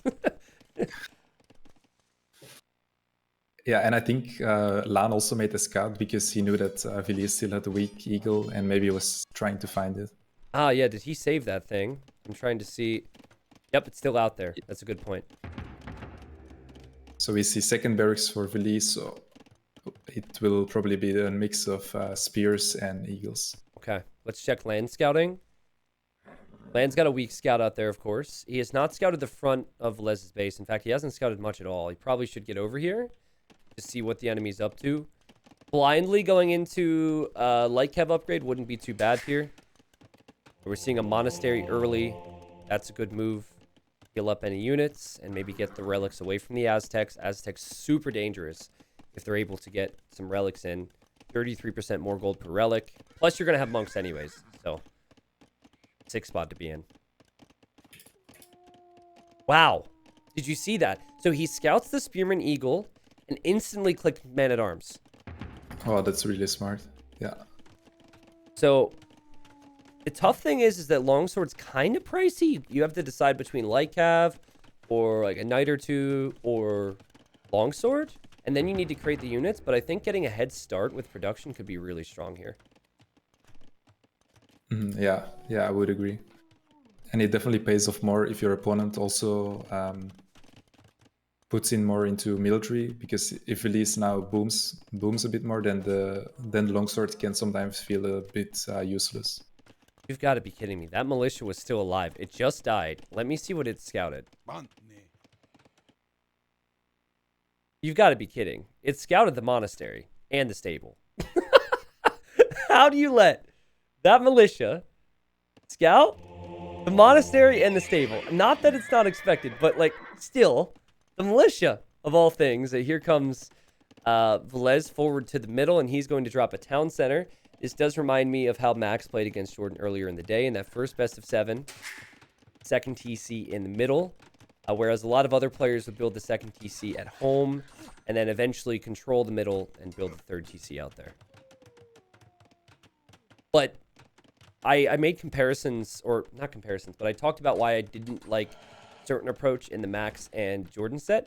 I don't want to spoil too much here for the people who didn't see it. Woo. But in this case, it makes sense to have a ton of villagers on gold with Aztecs. So I think having the second TC in the middle with Aztecs makes a lot of sense. You will need the gold. Yeah, I do agree. With Aztecs, you want monks, you want eagles, so the more on gold, the merrier. Unless this is a spec bug. Oh, it's not. Okay, never mind. I was incorrect. So, Velez was not able to see that the barracks had units inside when he scouted with the militia. He did see that the monastery had some units inside there. And LaaaaaN scouting out. This is, I mean, such a big, important set for these players and their careers, and both players If playing you can bring extremely out safe. monks, that could be great. Yep. Because if Elise can bring out his monks forward, and let's say LaaaN releases the longswords and he gets like 2-3 conversions, Yep. then so all of a sudden it can snowball really badly against LaaaN. The longswords could pounce right now. You know the monks are out of position. Do you show the longsword choice now, or do you wait? The problem is longswords are slow. Yeah, it's tricky because now Villese knows, but if he releases them, eagles are faster, so he can just run away. Yeah, he actually ejects the monks to try and get conversions. The eagles fly away anyways. Why am I nervous right now? People watching, are you nervous? I'm like, oh man, this set is so high level now. It's so close. All the smart moves coming in from both of them. It's you know, one mistake could really change the game, and there's a small one. That scout goes down. This is one scout. Struggle is just affording everything with Slavs. I mean, it's easier to make the longswordsman, but to go light cav and also longswordsman and also villagers out of TCs, it's so much food. It's so much easier to just toss villagers onto gold and spam units with Aztecs. But the potential's there. Especially since LaaaN already added 30C, so he obviously needs more farms to keep his own eco rolling. Yep. Both players have some monks here. Yeah, he could have picked them off because they were a bit out of position. Here he comes. I mean, there's only 2 pikemen in there, and it feels like Velez has to go for conversions. He does go for conversions. The scouts should be kept alive here, in my opinion. Don't toss the scouts. You need them later. That was a poor move, if you ask me. And now the eagles are in, so longswordsmen need to go back, but I think Velez is going to run out of here. Is he? He's still diving in. At the end of the day, the monks still go down. And Velez is underneath the town center right now. What in the world is this? Can't tell if this is worth it or not. It's a lot of idle time for LaaaaaN and no control of the middle. Like all things considered, LaaaN is still in a good position. Yeah. It's just annoying, right? He still doesn't have longswords back in his base. And now he's got 1. He was able to house wall. 60 villagers versus 54. Now 18 military versus 10. So yeah, LaaaaaN, I think he'll be happy to lose a few villagers and have idle time to be able to take out that mass that Velez was shooting for. And oh boy, LaaaaaN is feeling confident. Here he comes. Kissing the workshops. Oh, that's so cute. Well, next Valentine's Day has already passed, but if you guys are wondering what you can get your person for the next Valentine's Day, just get them a siege workshop. There you go. And finally, a conversion there for Velez. But Velez has scorpions. Velez has monks. This siege workshop might not go up. And scorpion monk pikeman is pretty good right now. And LaaaAAN's even getting redemption on his monks. Yeah, Villese is really getting into that dirty Aztecs composition with the siege and then the super strong monks and some infantry mixed in. I think it's a good engagement for LaaaAAN to take, though. You don't want this to snowball and get any worse. You just got to make sure you close out the monks, man. And these conversions. Oh my god, that could be 3 converts. Oh, the monk micro. Convert them back. MBO would love to be casting this with me right now. I convert 1 longsword. I convert it back. I convert 1 longsword. I convert it back. MBL's favorite. Now, redemption being in does make this a little messy. Because that means that LaaaAAN could convert enemy siege. But did Velez get atonement? Nope, it's on the way. With atonement, you can convert enemy monks. This is getting really problematic if you're LaaaAAN now. I don't think longsword is going to cut it. You'd need, like, longsword and 5 or 6 light cav. Yep. Sorry, I interrupted, but we said the same thing, so. LaaaAAN also sending like 2-3 vills onto stone because, yeah, he should really need to get a castle somewhere soon. Les intent on killing his own units at the siege workshop, but redemption will be in for him as well. Aztec monks receive plus 5 HP for every monk technology. At this point, these monks have 65 HP. The longswords, they have 60 HP. So these old men are stronger than the longswords. And now these buildings could get converted, and LaaaaaN is kind of falling apart right now. He just doesn't know where to send his military because he knows he'll just donate it to the enemy. Yeah, and it looks like he wants to counterattack. I do see him getting arson, so he's going to try and eat up those buildings. Huh, interesting. Now you could use the monks to convert villas there and just deny the houses behind. Getting villager conversions would be kind of funny too, because you could just, you know, make some buildings in there. The monastery is going to go down. How many longswords do you need to take out the town center? That still seems like a difficult task. Yeah, and this is actually a really good move by LaaaaaN because he's going to force Villese to send all of his monks back, and he has a better eco, and that will give him time to mass up some light cav. I'm just laughing because meanwhile Villese is converting barracks and houses, and he also used the monks. This is so high level. Or sorry, not the monks. He used the eagles to scout the stables. So now he knows that light cav is going to come in from the enemy, and now the monks for Villese. Ah! Aztec should always win here, right? Even if it's poor conversions for Villese, Aztec should always win because you give yourself so much time, and that's exactly what happens. Look at the monks heal each other. Now I think it's like 3 monks, and LaaaaaN lost like 12. Everything. Yeah, and of course his own monks are going to go down.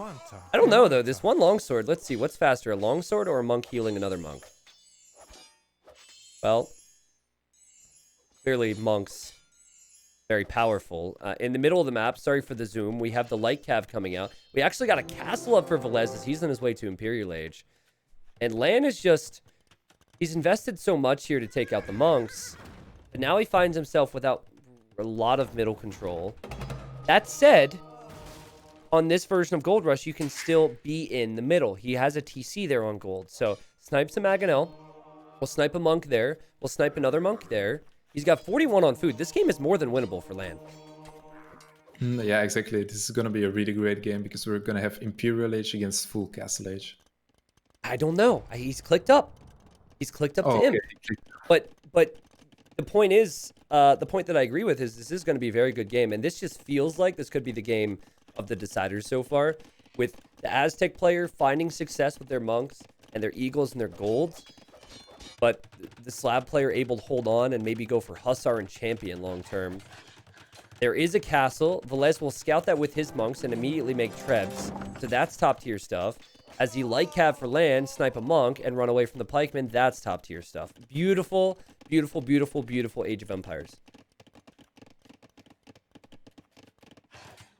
Oh my god. Is that a forward? Oh, that's a forward castle. I guess if you feel like you're going to struggle against the mobility, you just try and deny the gold and end this game fast if you're Villese. He's getting more monk upgrades. He probably should just continue to make pikemen and monk from here. Another castle from LaaaaaN! But his villager won't get off the foundation. He's going to drop it. Move, people. Wow. Oh. Does that go up?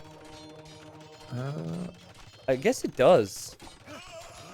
If Villese knows about the monk trick, he could like spam click all of the villagers to make them idle. Yeah, true. He doesn't seem to be doing that. He's happy to just treb it down, which isn't bad either.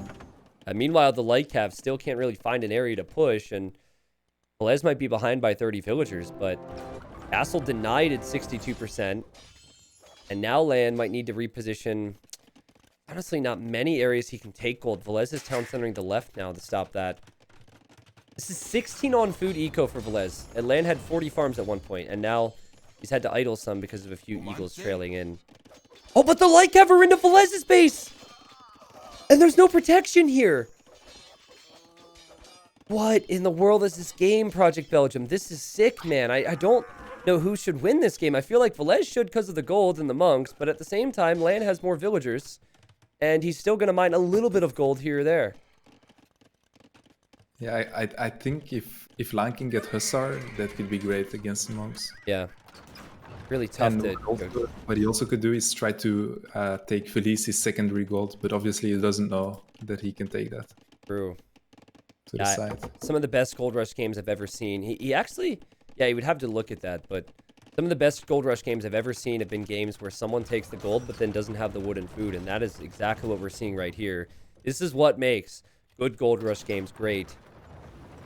And LaaaN, he swoops in with Light Cav. He'll be upset to see the TC is there, but he can continue to use mobility. And honestly, what if he drops a castle behind Villes's woodline here on the right side? Right where that Siege Workshop is, he could take gold, and he could have an easy pathway into Villes's eco. Yeah, and LaaaN made 2 traps, and he's even moving them over there. So I think he just wants to kill the eco from Villese. And he's adding barracks now. Could maybe go for two-handed swordsman there. I mean, you can't defend with pikemen if that's the case. LaaaN without gold control on Gold Rush. 160 villagers. Villese with 133. I mean, it's only fitting that the best game of this series would come when the score is 2-2. Oh, man. I think Villese could die to this in a moment. Yeah, I think so too. LaaaN's just repairing that castle, keeping it alive. That way, Villese can't use those trebuchets elsewhere. He's still repairing, bringing the trebs over now. Like Cav going down. That hurts.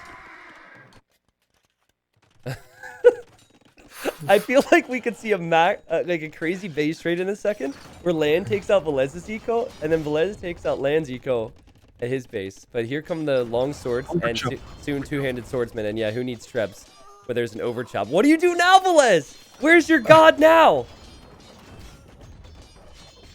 Run! Oh, man, they're running to the middle. Oh, my God. So, LaaaN just lost the castle. He's going to start losing his base. I don't think you call the GG yet if you're Villese. I think you continue to fight because you've got the freaking gold and just make monks. But, you've also got a raid. What in the world? I think Villese could even make some, how are they called? Jaguar Warriors, which he's doing now. Yeah. Jaguar Warriors and some monks can help. Monks, of course, are much stronger in Imp now. 75 HP. Also, he could honestly just run into LaaaN's base in a second and steal his farms. Like, send 20 villagers forward and steal LaaaN's farms, because LaaaN's not going to have farmers. Who's winning? Say it right now. Who's winning? Is it LaaaN or is it Villese? I don't know, Tinani. I don't know. I don't know either. I feel like LaaaN is slightly winning, but he could lose his base everywhere. Ah! And look at this. LaaaN is going to try and treb the middle, but he doesn't have enough just yet. And Villese is pulling trebs for treb defense. He also has the monk there to maybe convert the treb. What is this game? Maybe not even the game of the set. Maybe the game of all the qualifiers. LaaaN has 180 pop, but he's leaving his base. He doesn't have a base anymore. He's losing villagers to pikemen. Oh my god, dude. I can't believe that Villese is still in this. I can't believe that LaaaN is still in this. This is ridiculous. A dive in the center. He does have the champions. Yep, I see it. Castle Fire will help a little bit, but still a lot of champions in there. If he can take out those trebs, then he could maybe take out the castle. Then he could stay on golds. He does not have the stone for any additional town centers, but he's repairing that one. The idle time is off the charts for both of them. Is this it? Has it just swung? Maybe the food eco is paid off here, Belgium. It looks like the castle will go down. I think this is what LaaaN needed to win the game. Wow. Oh my goodness. Beautiful. He's going to come over here with villagers to take that gold. He actually has had enough gold income. He still has 37 farms. And despite the fact that Villese could maybe try and treb down some TCs, I don't know if he has the military anymore. Damn, dude. What an amazing game here. Loving the fact that LaaaN has been able to get a win in this fashion as he goes for the next castle, which may or may not go down. Seems like it will. Yeah, that's like the last thing Villese is going for him. I think once that position crumbles, he's gonna call it. How does LaaaN still have 150 villagers? Like, I feel like the natural number here would be something like 80. Amazing victory for LaaaN, who just beat Aztecs in extraordinary fashion. Villese had 2 town centers in the middle securing the gold. Villese had had monks with 80 HP, had supersonic Arnold Schwarzenegger Terminator monks, and still land with that crazy counterattack decision. Was able to get the victory. I mean, the light cav running around the map, the decision to come forward with these buildings, the decision to then swing that into a push in the middle, all of that was top tier Age of Empires. All of that was worthy of making it to the main event of Hidden Cup 4. And after losing the first 2 games in this series, LaaaN is up 3-2. What an amazing game. Jesus Christ. Belgium, can you sound a little bit more hyped? Come on, give me that caster energy. Let's go. What an amazing game. Yes. Oh, man. I'm so hyped for the next game now. Thank you. I needed that. All right, let's look at the statistics and see. We've got... I imagine it's going to be a lot of gold for Villese. And yes, that is the case. LaaaN with more food, more wood, and more stone. And Villese had the gold. And it was the farming eco that was able to win the game. We brought up how good Slavs can be because of that. We saw free supplies pay off, the farms pay off, and we're good casters, Project Belgium. We kind of knew which way this would go, but I did not expect that crazy swing near the end there. Villese has lost 3 straight. And now we will see the final home map for Villese. And funnily enough, Aztecs are also top tier on Hideout. So he lost with Aztecs. Now has Britons, Japanese, and Huns. Now this is where this gets crazy. Because if you look at the way the civs would play out if it goes to game 7, Villese would probably use Japanese or Huns on cross. So he would save Britons for hideout. Now, if you pick Britons on hideout, it's a great hideout civ. Look at LaaaN's draft. LaaaN has Goths there. So now you're like, on one hand, if you're expecting LaaaN to pick Goths to counter you, and you go Japanese, LaaaN could go Byzantines too. Yeah. Like, or maybe like something like Berbers. This is a complete mind game situation. I don't know what I would do in Villese's shoes. What about you? Would you stick with Britons here and potentially face up against Goths, or would you pick another civilization? I think in the end I would still go for Britons. And even if you end up against Goths, Britons, they do have the fully upgraded champions with supplies. Yep. So I think they would still be fine. Okay. And it's I also think to fall for the mind game would be a mistake. Okay. And like, if you fall for the mind game, then you'd be using... It's not like Britons are going to be very useful on the final map if it gets there. So yes, I can agree with that logic. Oh man, guys, thank you for showing up today. Thank you for the support, everyone. This is just a qualifier for the main event of Hidden Cup. Appreciate you all. I cannot say thank you to each and every one of you, but if you're lurking out there, have this on your TV maybe. Maybe you're hosting this on your MySpace page or something. Thank you. Appreciate you guys. To the Prime subs and the resubs, $1 from every single sub goes into the main event prize pool, which updates live on your screen. Belgium, I'm ready for game number 6. It looks like the players are ready. You ready to dive in? Yes, I am. Well, do you see the civs? Because I see the civs, and it looks as though it's possible Villese might have fallen for the mind game. And LaaaN didn't pick Goths. So LaaaN goes for Berbers, and then in the blue, we have Villese, who has gone for the Japanese. Now, initially, I'm thinking this might have been a massive debate. Maybe LaaaN wanted to scare Villese off of Britons, but which civilization would you prefer here? Do you think Japanese have a chance against Berbers? It's tricky. I still think that Japanese are fine. Like, if you get to late imp and you can go for something like Halberdier and Onager and some of the keeps. But if Berbers, if Berbers, if they can snowball with something like Camel Archers and Hussar raids, it can be really tricky. Look at the neutral golds in this map, Gen. This is like, this is poor, dude. Like, okay, so the way it works is you've got a 5-tile gold and then 2 4-tiles, right? There's going to be neutral stones and neutral golds around the map. There's 4 neutrals, and those neutrals are 3 tiles. 3 tiles. 3 tiles. And then northern corner, 3 tiles, 3 tiles. They're not freebies for LaaaN. If Villese takes a bit of control, then he's got those control those neutrals. But if we were to just stonewall the sides of the map right now, heavy, heavy advantage for the Spaniards. So that is something that Villese does not know right now. He'll have to scout. But LaaaN, maybe a bit of map hacks here. He'll be loving life here. And I'm curious now what you go for as Berbers on a map like Hideout. We've seen Berbers on Gold Rush. And on Gold Rush, we've seen a lot of Knight spam. I don't think Knights are going to be the ideal play against Japanese when Japanese have monks and when Japanese have their pikemen. So you maybe go Fast Castle Camel Archers. Yeah, that could be an option. Yeah, I think either you go FC Camel Archer or FC Knights.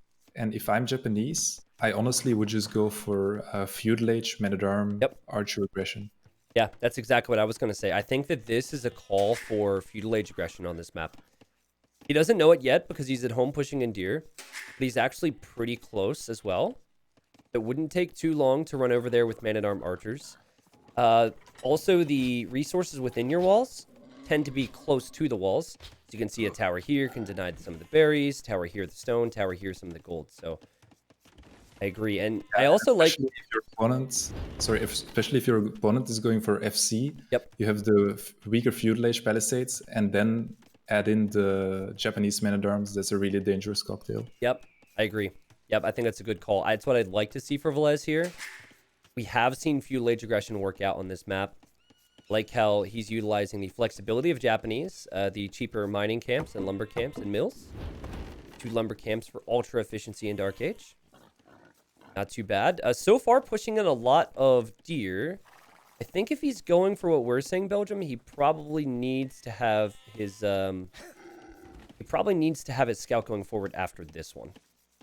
Yeah, and if he goes to the left, then he's instantly gonna find LaaaN. Yep. What I'm thinking. Right, there you go. So LaaaN perhaps with some draft mine games. I'm looking now, and if Villese goes back for this final deer, maybe this is Fast Castle for him after all. And if that's the case, I'm still questioning what does LaaaN go Fast Castle into. I still feel as though going to stone on a map with palisade walls to try and get to Camel Archer is still risky even against crossbowmen. So maybe, can you go your own crossbowman maybe and just switch later on? In Villese spot or in LaaaN spot? Well, LaaaN's position, right? Because I feel like Camel Archers is too risky. And so Knights would be...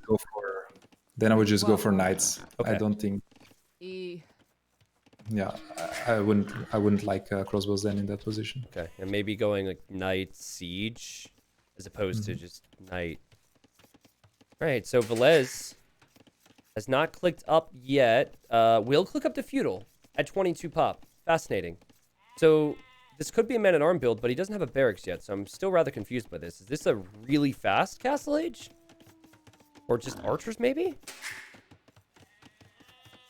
Well, honestly, I also don't know what he's going for. This doesn't make any sense. Yeah, it feels too fast to be an FC. Okay, what if he goes Market Blacksmith, sells the stone, goes up really fast, and then goes for like a forward monk siege push? Yeah. Yeah, I could see that working. Because the way this is shaping up, he's got solid food balance, solid wood balance for his 2 buildings. He's got 3 on golds. I think that's it. I think he goes Market Blacksmith and just goes complete YOLO and hopes that the Japanese monks work better than the Aztec monks did the previous game. Yeah. Yeah. By the way, people talking about the map, listen, I don't think it's ideal, the neutral golds at all. But the reality is you've got 3 tiles or 3 gold spots to work with, and you have to play the game, right? So the way this is shaping up, I feel like the golds are not really going to play a factor or play a role here. And if they do, the aggressive player will definitely have control of them and just magically control every single gold tier. 60-90.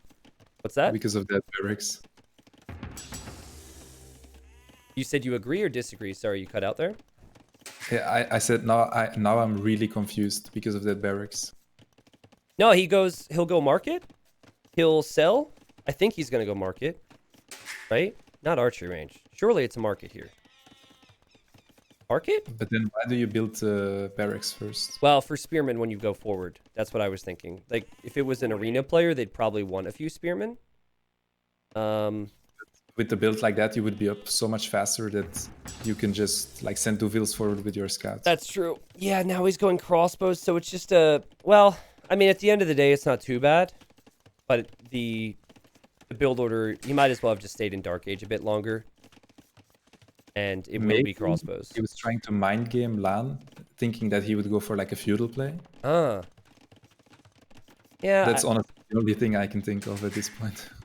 At the end of the day, their builds are going to be similar. I also find it interesting he's getting Loom right now. Because if you're not going to leave your base, you'd normally see players skip Loom. But LaaaN's build order are a lot cleaner, and LaaaN gets his buildings. And then LaaaN will just be on his way to Castle Age. LaaaN also bringing his scout over. He knows that Villese is over here. And here he comes. So similar up times. Just one additional villager for LaaaN because LaaaN did not research Loom yet.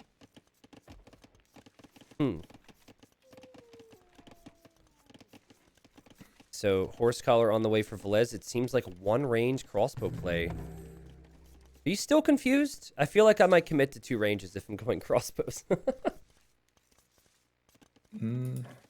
I think the 1 range is fine because if you don't do any damage, then your opponent is going to have a really large eco lead.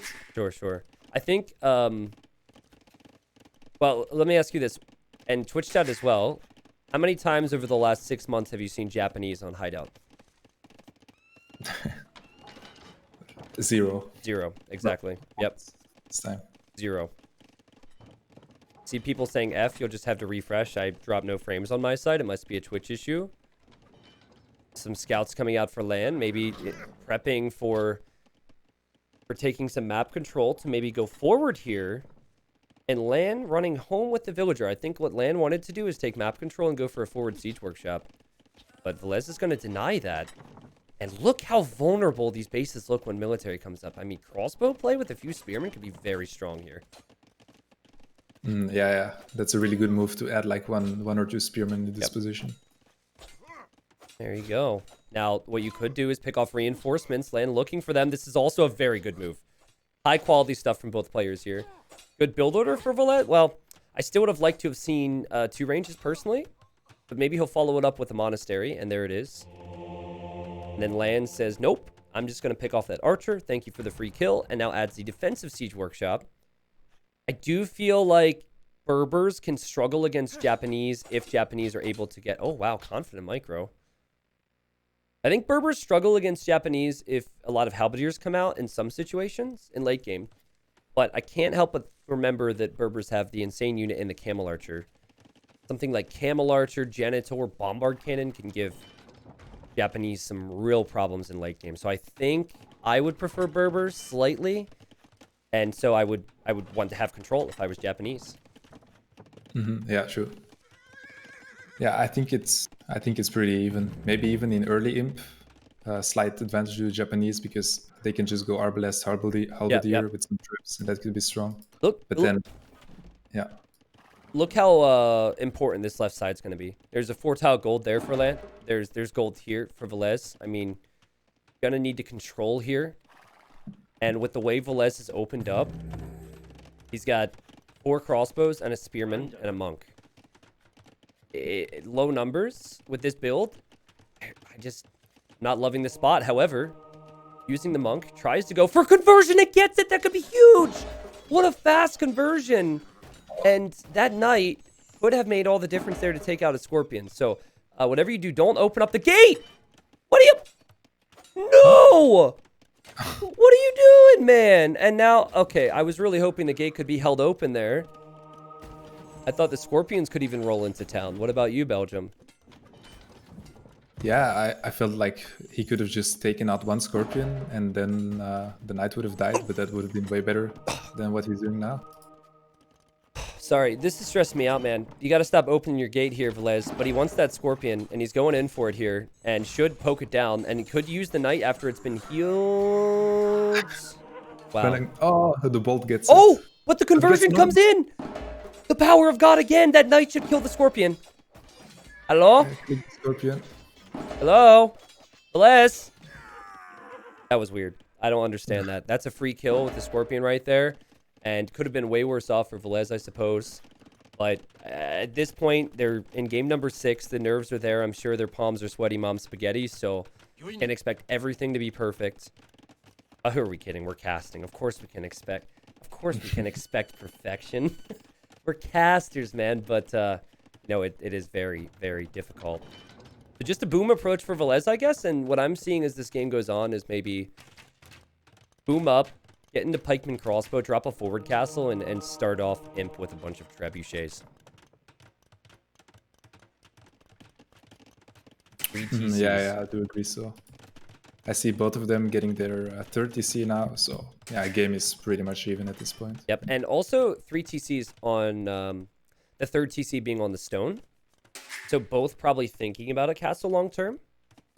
It looks like since Villese doesn't have anything else around here, he might in theory have a bit more stone long term, but he's even pulling stone miners to farm for now. And I love that scout activity from LaaaaaN. I love the fact that LaaaaaN was able to come back here after being down 2-0. Yeah, really great comeback by him. Like you said, he's still using that scout, trying to pick off any monks wherever he can. But Villese, he's keeping the monks close to his crossbows and pike. Redemption on the way. So with Redemption, he could convert the siege. Look at LaaaaaN.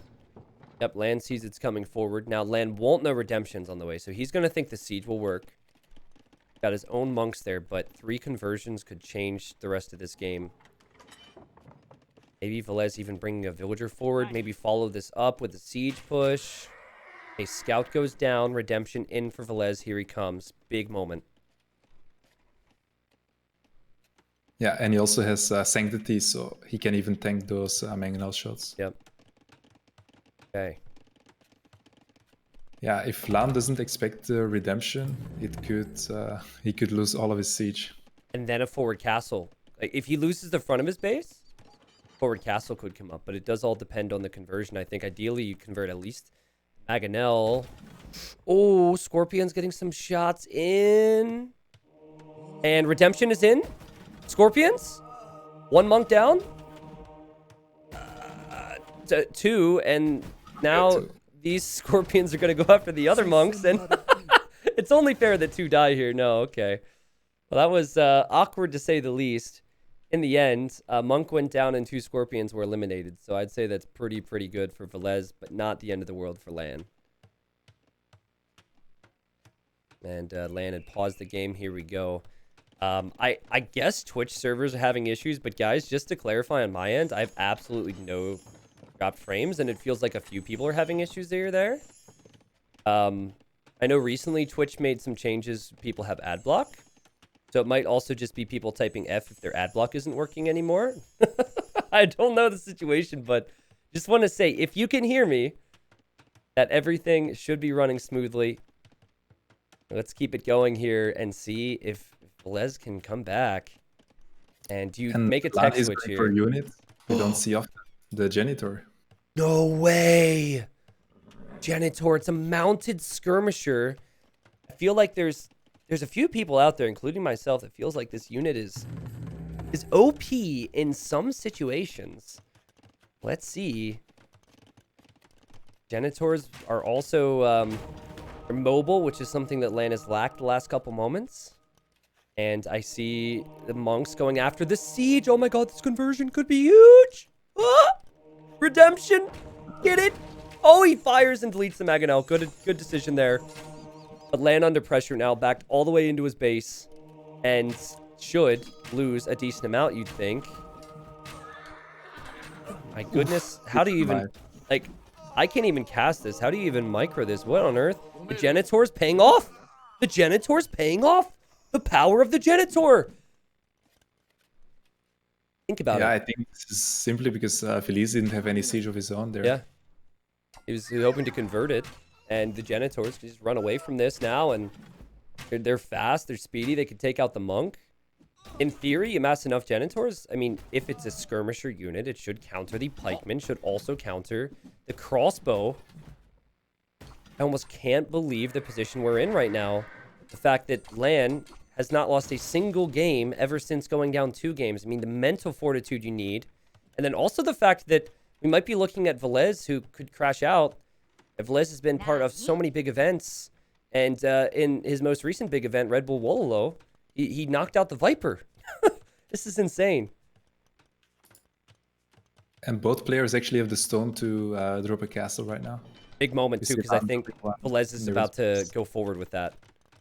Though I take that back. He's not going to go forward with that. I don't know. I'm too hyped. I'm sorry, Belgium. And we still didn't see, I think, a single relic being picked up. Yeah. Oh, no. At least picked one. LaaaN is scouting the other sides, placing some outposts around the map. He'll be very happy to see those gold positions. But, yeah, this is the castle I was hoping for. And I mentioned in early castle, I think trying to snowball push is the best way to win this if you're Japanese. We will see Villese click up to Imperial soon. If that castle completes, it could be Trebuchets, Halberdiers, Arbalest, Samurai maybe. But then again, the Genitors are here. I've never seen Genitors deny a castle before. We're witnessing history. Actually, they won't deny it. Never mind. Feels bad. What do you go for if you're Villese? Are you worried about the Genitors, or do you think maybe the Genitors are too expensive to justify? I think if you have a couple of siege units, like some Scorpions, I wouldn't be too worried about them. Okay. But they're still taking great fights. They do have 8 Pierce Armor with full upgrades. So, great time for people on the stream to have some issues. The Genitors were exciting. But at the end of the day, look what LAAN's doing. LAaaN immediately bails on the idea of Genitor. He's like, nope, this unit's trash. Give me Elite Skirmisher, and he's teching into Elite Skirm. That's funny. Okay, well, good position for Villese to be in to be competitive for some of these golds. If you look at his scouting, he does not see any gold to the right side. Sees most of it to the left. Look at LAAN scouting. LAAN sees the gold to the left, but does not have control of it right now. Okay. Yeah, and Villese was also able to get a slight eco lead because he did add 4 TC while LAAN is still on 3. Okay, so I'm thinking Treb's trash build here, honestly, because it's not like Berbers are going to open up with Champion. Just go Halberdier, Skirmisher, Trebs, maybe then save your gold for Samurai. Does that sound realistic here, or do you need to have more gold units mixed in with your Trebuchets? If I see a lot of Skirmishers, I would even go for Onagers if I'm Japanese. Huh, okay. Yeah, I mean, we're seeing Camel Archers now. So it looks like it'll be Camel Archer Skirm. I'd say the lack of Bomber Cannon can give Japanese some problems, but Trebuchets are certainly pretty impressive. And look at this here for LAAN. He really wants to control the map. Stonewalls for Villese. And, oh, man, the monk could have gone down. Okay, Villese will get relic number 2. Yeah, like you said, LAAN he's going for the Camel Archers, but currently he's only on one castle building his second, so yep. Let's see if he's going to be able to have enough masses to be effective with them. You've got to be a little hesitant to spend your gold on making Arbalest if you're in Villese's position. I think Skirm, Halberdier, just go full Japanese trash is the way to open this. And then for LAAN, he's probably going to eventually want to make Bombard Cannons. Bombard Cannons could be really good, and here he goes getting some kills. Yeah, there's Elite Skirm, there's Bracer, there's Chemistry. We're going to see pretty much what I said. Interesting patience from Villese to not drop the next castle forward. I think that having the castles before you really commit is important. If you were to drop a castle forward right now, it could easily be Treb down. So I like this position. I know we talked about the neutral golds. There's plenty of gold to go around right now. Villese could take control of 2 piles in the front, one of which is supposed to be land. So while the push needs to come in as we see a few Samurai go down, Villese with the lead in population and technology. And a little random right now, but I'd also prefer his military. Yeah, same. Especially once he can get like elite samurai and a whole bunch of skirmishers, then it can become really dangerous. Yep. The monk also went down on the other side, by the way. The monk trying to get that relic died. Sorry, little guy. I see more monk upgrades on the way for Villese. Worth reminding people that Japanese do get fantastic monk upgrades, so they could actually go for conversions on bombard cannons if it comes in. And LaaaN possibly struggling with what to make right now. Do you think he needs to switch in anything against this? It's tricky to know what to go against that army. Yeah. Ooh, and I like the move from Villese. Going for some watchtowers. I can hear Spirit of the Law just cragasming right now. If Spirit's out there, shout out to you. The shout out to Japanese, man. We've got Halberdier coming in. Fastest attacking Halberdiers. Got the monks. We've got the towers. I know Tata would appreciate this. And this push is slow but strong for Villese. LaaaN is committing to crazy Camel Archer numbers. He's getting, he just got his unique tech. And here he comes, but can you approach this if there's going to be fortifications? Guard towers in. The Camel Archers need to back away. Yeah, you honestly can't. This is Like sick. a good addition for LaaaN would be some light cav / hussar, but he doesn't really have the eco for it at the moment. Yeah, and Japanese already have Halberdier teched into, so it's really perfect. And look at the Camel Archers go down. He's going to go cav. You see the upgrades coming in, but he's losing so much of his base. Unbelievable. It's almost as if the golds on the left side don't make a difference, and we didn't need to call an admin re-Belgium. it's almost as if fighting is important here. I think a big thing now for Villese is he's got to be careful if he were to place additional forward castles, because LaaaN has the fortifications, and he has to keep an eye on any potential bombard cannons, because they could come out soon for LaaaN. He did finish chemistry. I think if I'm in Villese spots, I don't add any more castles. I would just add more forward towers, because they will secure my trebuchets, and then I can start trebbing down the position of LaaaN. Yep. I see Elite Samurai. What a finish that could be to this game. He's got 2 castles here. Good thing about Elite Samurai is they produce fairly quickly compared to other unique units. I'd like to see LaaaN get some buildings, and I see a dot here. I'd like to see him pressure the right side, but oh man, Villese actually castled there. Maybe realizing a raid could come in. That's impressive. There's so many castles, and even a castle in the middle here for LaaaN. Villese has got to push them somehow. I'm really curious how this develops now, because the lack of bombard cannon is one of the weaknesses. Did I say Doc? Did I say? I didn't mean to say. Okay, anyways, one of the weaknesses of Japanese is that they do not have bombard cannons. But Villese already has a counter for it. He has block printing on his monk, so he could technically convert those BBC from LaaaN. Yeah, and the tower is also very helpful. And let's see, no samurai just yet. There's a bombard cannon. It shows up, and much like the Mangonel could get converted, the Treb will be repaired. The bombard cannon is not enough to take that out, but now the monk is chasing that bombard cannon all the way back. There needs to be something else to take the next one out. Here come the hussars. Here come the samurai. So awkward position for the gate and the palisade walls, but the monks converting a bombard cannon. The samurai and the halberdiers going in for the bombard cannon here. That castle's going to drop. And if Villese is able to continue this, he could take us to a game 7. Yeah, and LaaaN had to panic by stone because he's completely out of it. If he loses that castle, that's going to be so bad for him. What a series! And this is just the qualifier! I think at some point you've got to clear out some of the palisades so you can engage better. Yeah, there you go. I didn't think LaaaN was going to do it, actually. I thought Villese would do it with the siege. Hussar, Camel Archer, strong comp. But is it going to be strong enough here against the Samurai Skirm Halberdier combo? Might be. He's holding with those samurai.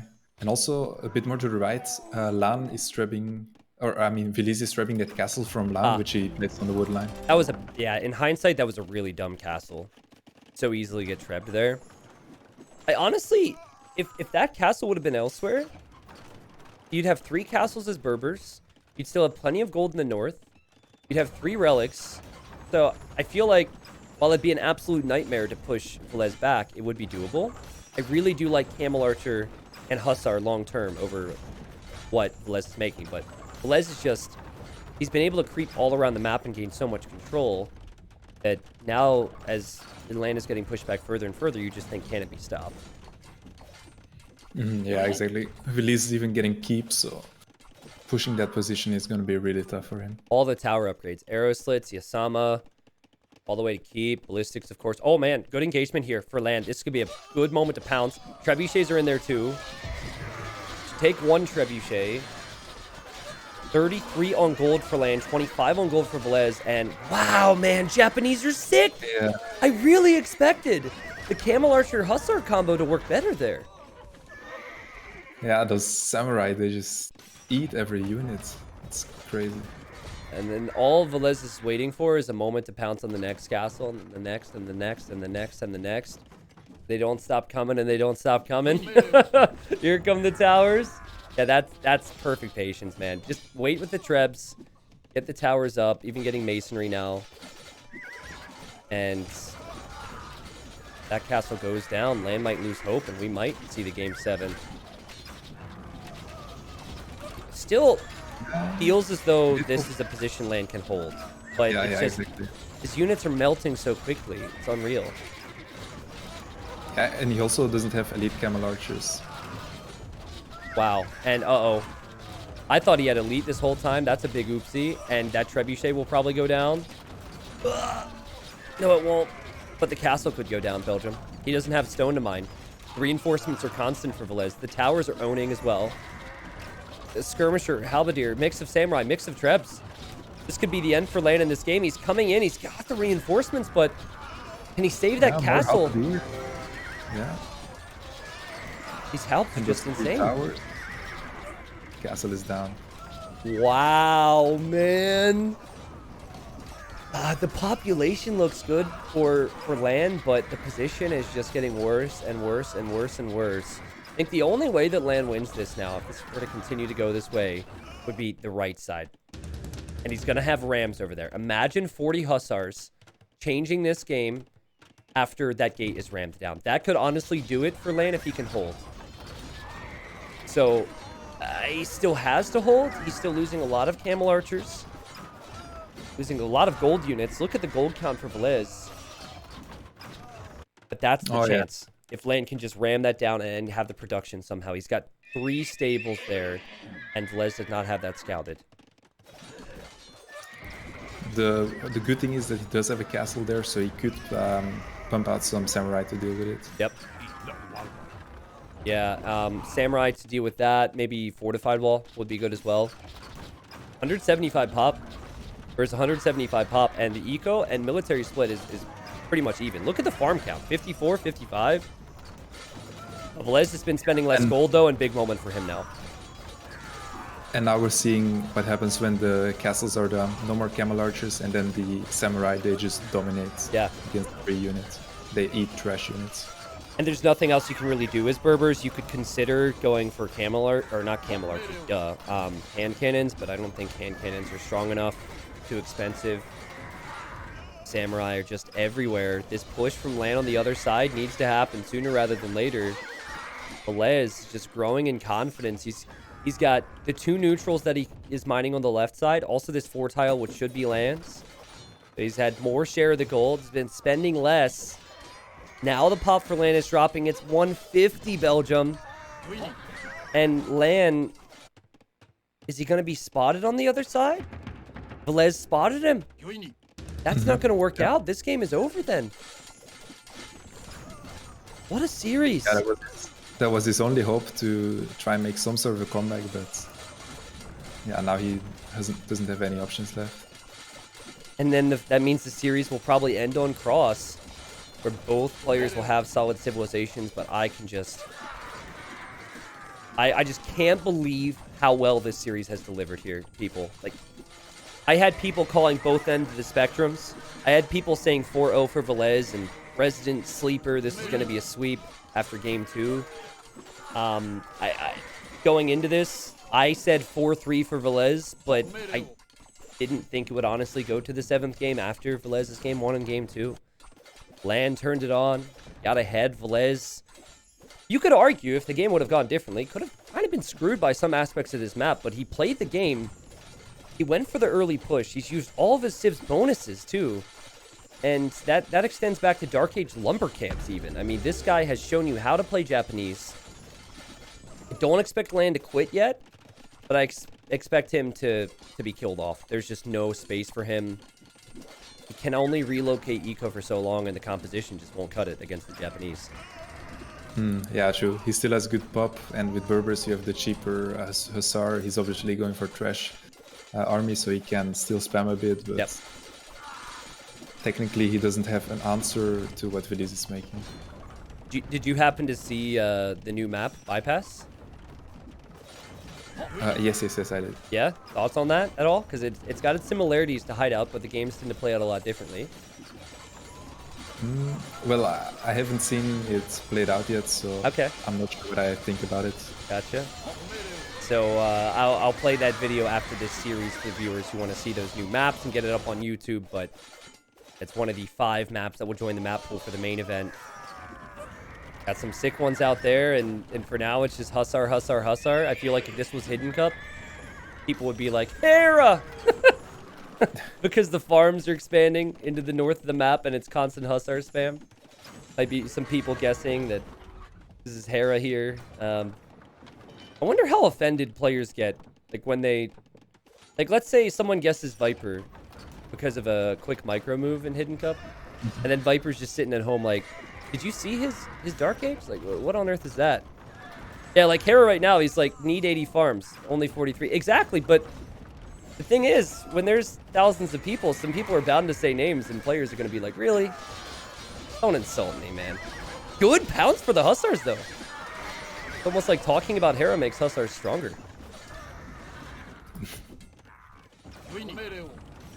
What changes here over the next couple minutes? I mean, at what point does LaaaaaN...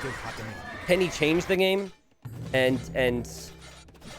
Yeah, okay, there's my question. No other follow-up. Can he change the game, or is he stuck here? Yeah, he's just dragging out the game.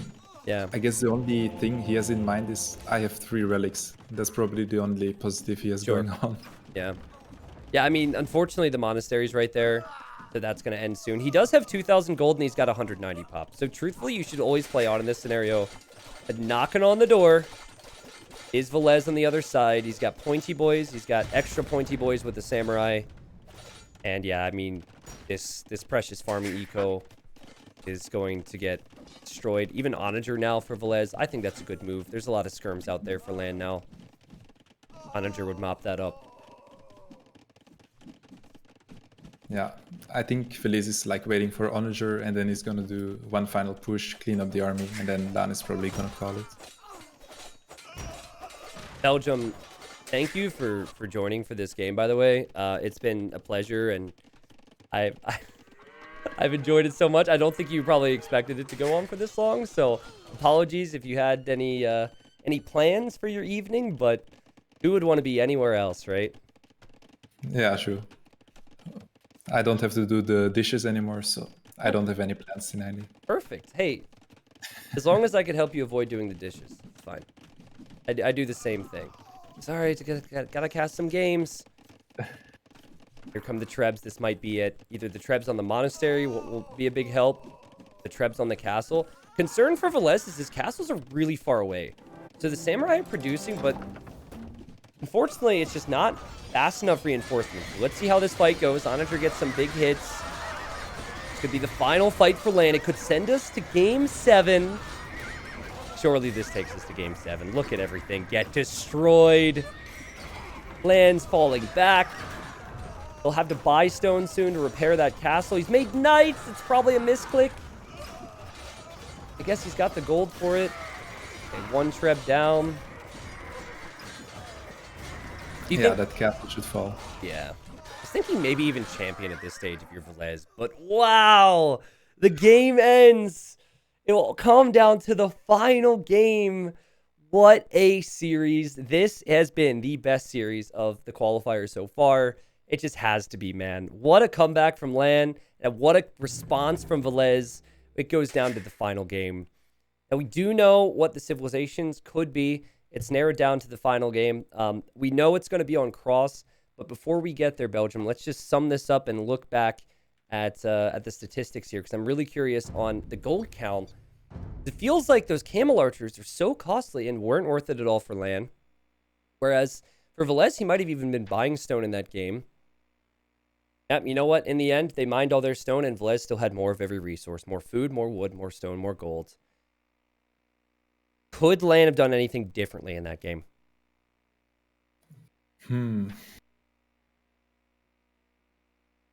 Maybe you could have tried to go for like a full castle age push and like sneak some stables and siege workshop from the other side. Yeah.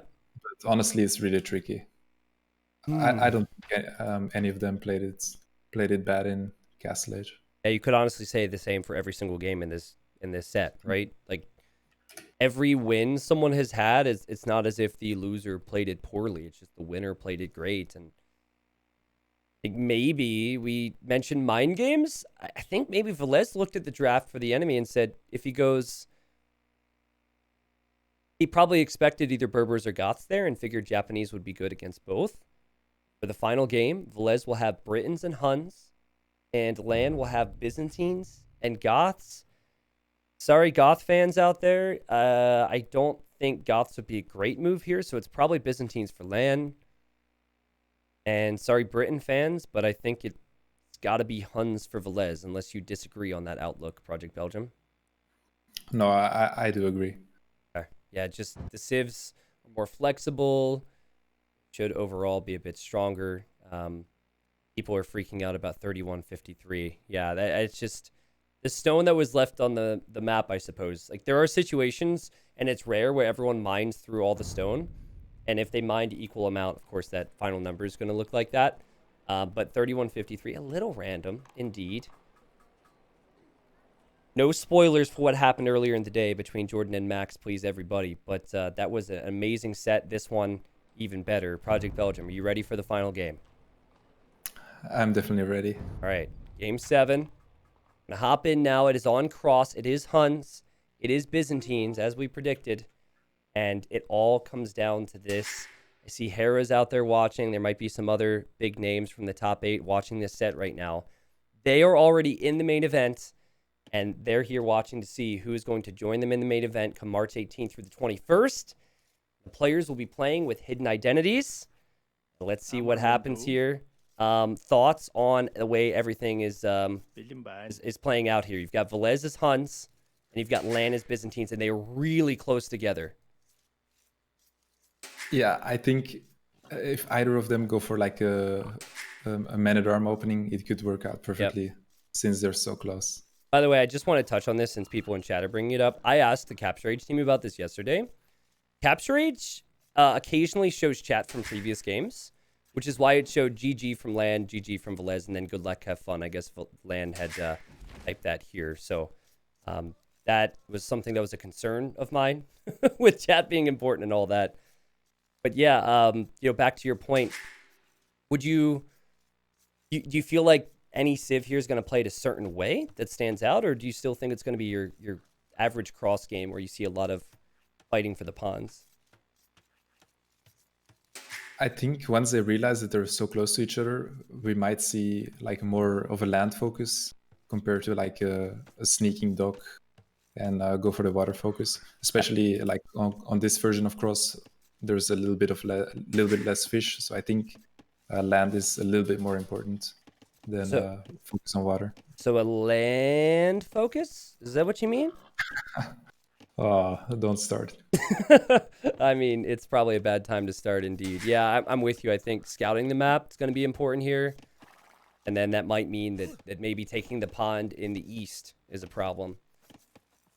It's got some prime subs because of that, man. I could make another one right now. I mean, if everyone already thinks so poorly of me, I can make even worse jokes. But yeah, we'll save that for later on, Project Belgium. If you had to choose, and I apologies if you already brought this up, but if you had to choose, which Civ would you like to play with here? I would like Huns until minute 50, and then after minute 50, I like Byzantines. Okay. Yeah, I'm with you on that. I do feel as though since they're so close and Byzantines have so many bonuses with cheap units that maybe just a faster castle age is going to matter a lot here. What I'm thinking is, what do Huns end up doing if Byzantines get early camel elite skirm? You know, cheap camels, cheap to make the skirms. Plus players are pretty close together.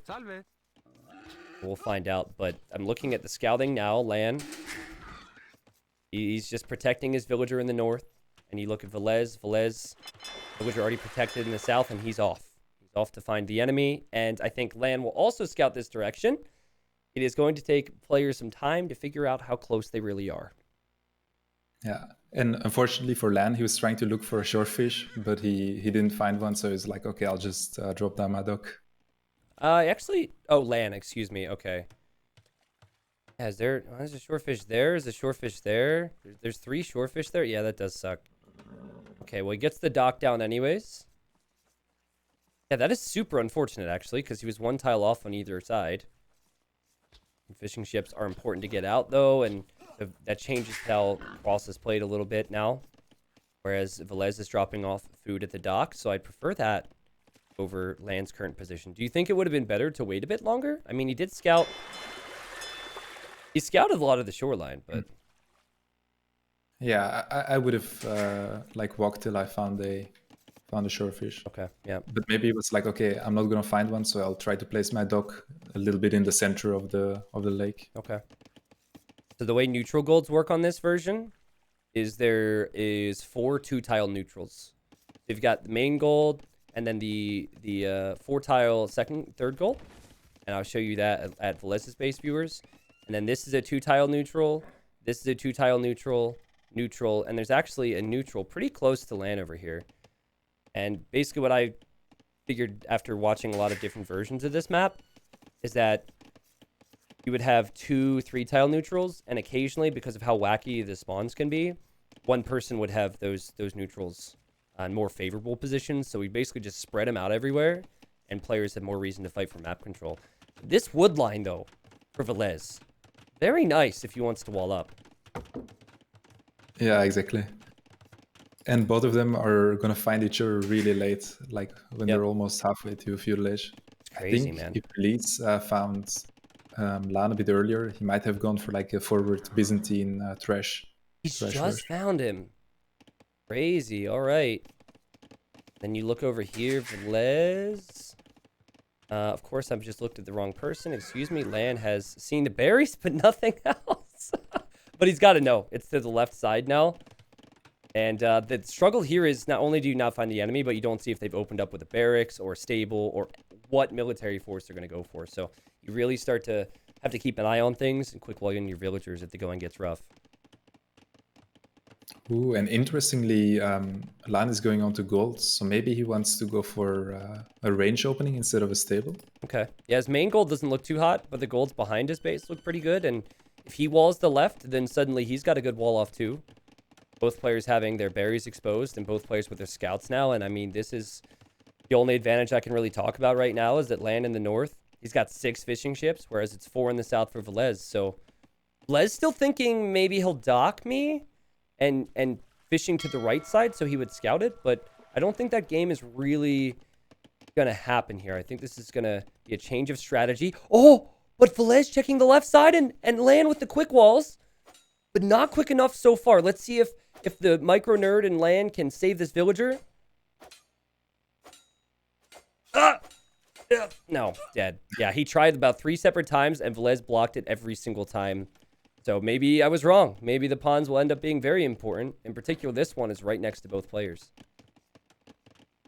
Yeah, and Villese also has a villager out on the other side, making a dock there. Wow. So that's really great for him. He's everywhere then. He's checking the south with the fishing on the sides. He checked the left side, and he has a villager to the right. That is very good crossplay. It'll end up being important, too, because I think I see a villager from LaaaAN. Yep. Presto. And waltzing over there. I end up docking a scout opening for Villese. I actually see a range, so maybe a few archers, too. And we've just had spearmen so far for LaaaAN, who's also making a range, but everything seems very vulnerable for both of them near the front of their base right now. Yeah, exactly. Especially if Villese can keep those scouts alive. and then has a couple of archers and God. skirmishers. This That is a could big be moment. some good damage. This is a big moment. Will LaaaN wall on that villager. LaaaN will wall on the villager. Les is checking, sees it. Now he should attack the palisade, and LaaaN has to react instantly. Okay, misclick. Oh, they've been playing all day. Okay, they've been playing all day. Well, LaaaN should finish. No, he's keeping him honest here, Villese, but LaaaN should finish the palisade. LaaaN should finish. No, LaaaN. Will the dock go up? The dock going up would be important. Okay, at least the dock goes up, because now he could at least contest for the pond. It's not like the scouts are going to stay there. But yeah, bit sloppy. Could have been way worse. The big thing is just getting that dock down, as LaaaN is now walling. But that is 2 villagers lost for LaaaN. Villes's scouts have paid off. Yeah, and now Villese is also going instantly for a fire galley, while LaaaN, he's going for a fishing ship because he doesn't have a boat, and that Villese is also there. Oh man, he just doesn't have the scouting, man. Doesn't have the scouting. Villese has just been faster to every single decision, and you add the fishing ship here, you can lose that. Here you have the scouts from Villese still on the prowl, and he gets walled out, but he does have an archer switch incoming. I see a market now for him. Both players probably thinking about Castle Age if their economies are going to be there. Third time that LaaaN's dock is going to get denied. Look at on the left side. No way. The village. With a spearman and an archer. You're kidding me. Look at all the palisades he's tried to drop in this game. Oh, I feel so bad for LaaaN, man. So many things are going wrong. This is going to hurt, man. Both of these players are so good. They both deserve to be in Hidden Cup 4. Now you have LaaaN trying to wall, but the archers will show up there. And LaaaN is just falling apart right now. So much reacting, whereas the economy, so much stronger for Villese. And that villager goes down, which means the scouts could...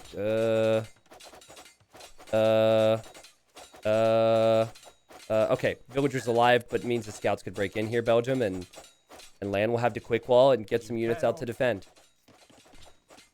Yeah, and he's just getting fletching. I think when Villese sees the archers with fletching, he probably will run away. Yeah. Yep. Did he just misclicked his whole eco, I think. Or at least part of it there, because I saw villagers moving all around. This has got to be where the frustration and the exhaustion is setting in for LaaaN. He is doing the right thing, though, to house wall and to then wall that side. And yeah, he should be able to re-wall well. But, you know, you've got 6 vills queued in your TC. You got to cancel a few of those. Use the market possibly if you're LaaaN to get up. And just a moment ago, Villese showed up, attacked on the left side, and then ran away. And he's really keeping LaaaN on the back foot. This is the power of Huns, man. The fact that you don't have to build houses. You can produce out of the faster producing stables. And then maybe the threat of cav archers is always there, too. Yeah, and now Villese also going out to the pond on the left to make a dock there, so he's gonna have potentially 3 lakes control. Yep. And I like how after getting a lead here, Les figures, let's just chill out a little bit. We don't need to run in for the scouts and take any massive risks. Let's just surround him, control the game. We are ahead, and let's just make sure that we snowball that lead in the castle in a proper way. And the micro there is Villese was really in a rough position. The archers could have killed the scouts. They could have killed the archers from Villese as well, but LaaaN was too slow and Villese too quick and too attentive to everything that's going on. Yeah, just really, really solid play by Villese. And obviously the flexibility of Huns helping him out, getting the lead. Mm-hmm. Yep. In the east, we've got 4 fire galleys versus 2. Something that Villese should be... Actually, you know what? A lot of his are weak in here. So he's pulling back. 3 out of the 4 in here are very weak. And now the repair villager. I mean, come on, dude. Like, fail in one area for me, please. Make me feel like this is somewhat achievable for myself. Thank you. Thank you. I needed that. And so did the viewers. But still, not allowing the fish there is a pretty big deal.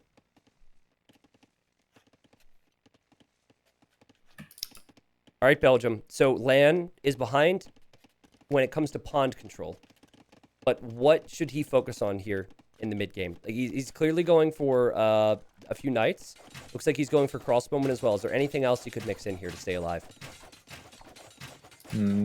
I honestly don't think so. And Villese, like you said, he has the lead on the water, but he also has the lead on the land. So I think we're just gonna see LaaaN reacting for like the beginning of Castle Age. Yeah, makes sense, right? You had the siege. For University, siege workshop for LaaaN in defense. So maybe if he gets a good mangonel shot, he could stabilize the game. I don't think that LaaaN was expecting Villese to have this many crossbowmen, because he added the stable, possibly thinking of going camels, and then all of a sudden Villese shows up with a lot more than just 4 or 5 archers. Remember a moment ago where I think he had 3 or 4, and then LaaaN spotted it, and then LaaaN spotted 2. LaaaN is probably expecting stable units to work, but all of a sudden there's all these crossbowmen, and ballistics is on the way, armor's on the way. Villese knows he's ahead, and Villese might even be tempted to run away from here now. Yeah, true. Because if Villese sticks with those crossbows, then the camels from LaaaN are just going to be useless. And then the good players are going to add town centers behind this. Villese clearly a good player and good pickoffs. The micro from Villese, they've been playing for 4 hours. Great micro there. Continuing to ask questions of LaaaN. And for LaaaN, he's got to start to feel the heartbreak now. I think he knows that since the level's this close, Villese in this position should always close it out. And Villese with the micro goes after the repair villager immediately and back to the hill. This is just a crazy play. And at this point, as a Mangonel hits, LaaaN is hoping Villese will make mistakes. Villese is not making many of those. I mean, can you argue that Villese deserves to be in Hidden Cup 4? Because based on the way he's playing this right now, this guy could dominate some of the top 8 on his day. Out-micring 2 Mangonels, still getting through. Don't tell me there's an overchop. There's not an overchop. The idle time for LaaaN, and finally LaaaN clears that. And on the left side, LaaaN was just able to get a TC up in the nick of time. Oh no, I would say the problem for LaaaN would be that he's running out of gold, but he does still have another secondary gold in the back of his base. Actually, I think he's overfished a little bit. If you look, he's got 10 fishing ships in the north, and he's almost completely out of food. He has 6 on food otherwise. Whereas you look at the way Villese has approached it, he's still got food to work with in each pond, and he also has farms to work with. So, as this crossbowman's still getting some value, I say that before he dies. You know, the pop isn't as bad as I thought it would be. I really thought that Villese would have a 20 or 30 population lead, but it is still about 15-ish, and LaaaN is still just reacting. Yeah, true. All things considered, it's not looking that bad for LaaaN, and that's like the scary thing with Byzantines. If they can get up to Imp and they can get their composition out, it can be tricky for Huns to counter it.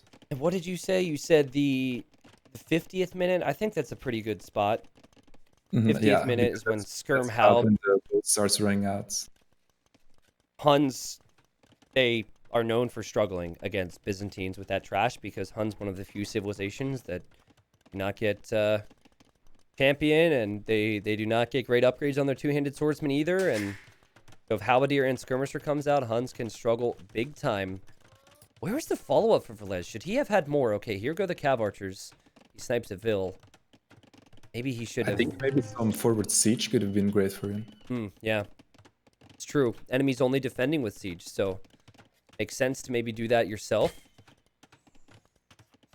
Or like add in 1-2 knights to snipe the mangonels. Okay. I mean, I'm beginning to believe for LaaaN again. He's adding fish traps with what he can, mixing in farms. Byzantines, if they can stay in this, always have a chance. Big moment, though, on the front. LaaaN needs a big shot. That's a lot of Cav Archers. Wow. One split. Another dodge from Villese. And he takes out that Mangonel, no problem. He's taking out the camels, no problem. He'll take out the monks. Oh, man. Perfect. Near perfect, at least. And now that main gold could be castled. There's a lot of stone in the bank for Villese. He could send villagers forward right now. There's also a scout from LaaaN that sniped a villager at the same time. So, just something to point out there. It's still there. There we go. Now Villese reacts to it. And I think Villese might even idle his eco a little bit, because he's looking close to go up to Imperial Age. Okay. definitely see that. Yeah. Whereas if Dropping the LaaaN monster. needs to do the opposite. Produce out of every TC, produce out of every stable, get a conversion, that's good. Hopefully the Mangonel shot lands. Oh, that's a good one. And Villese. Okay, Micro's away.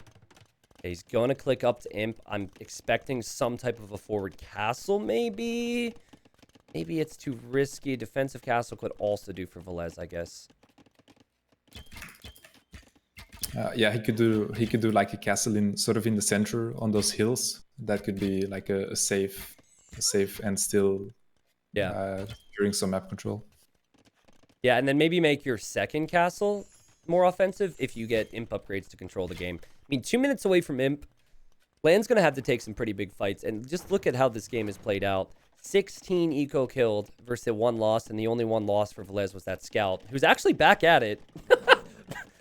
LaaaN is going to micro this scout to the comeback. Let's go. You can do it, buddy. So here, Mangonel goes down. Here, these units run away. The scout's still at it. Sorry, Villese Belgium. one forward castle, but he changed his mind. He's going to the hill, a bit more to the back. Hey, the scout got 2 kills, but it goes down. F's in chat or respect emotes if you've got it.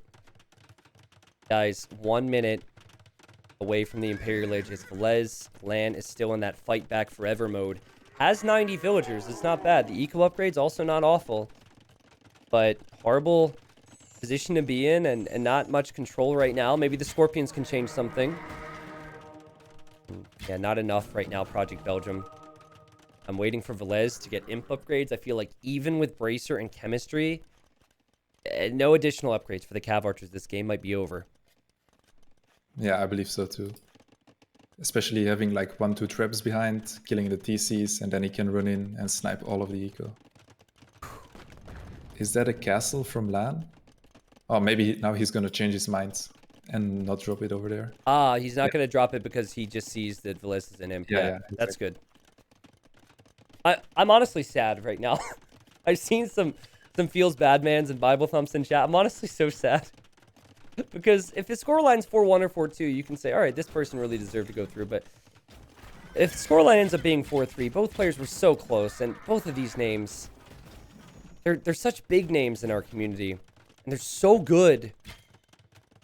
And for LaaaN especially, to go down 2 games and then get up 3-2 and then to only just lose it all in the final game, it hurts. But he is on the way to the Imperial Age. He is behind.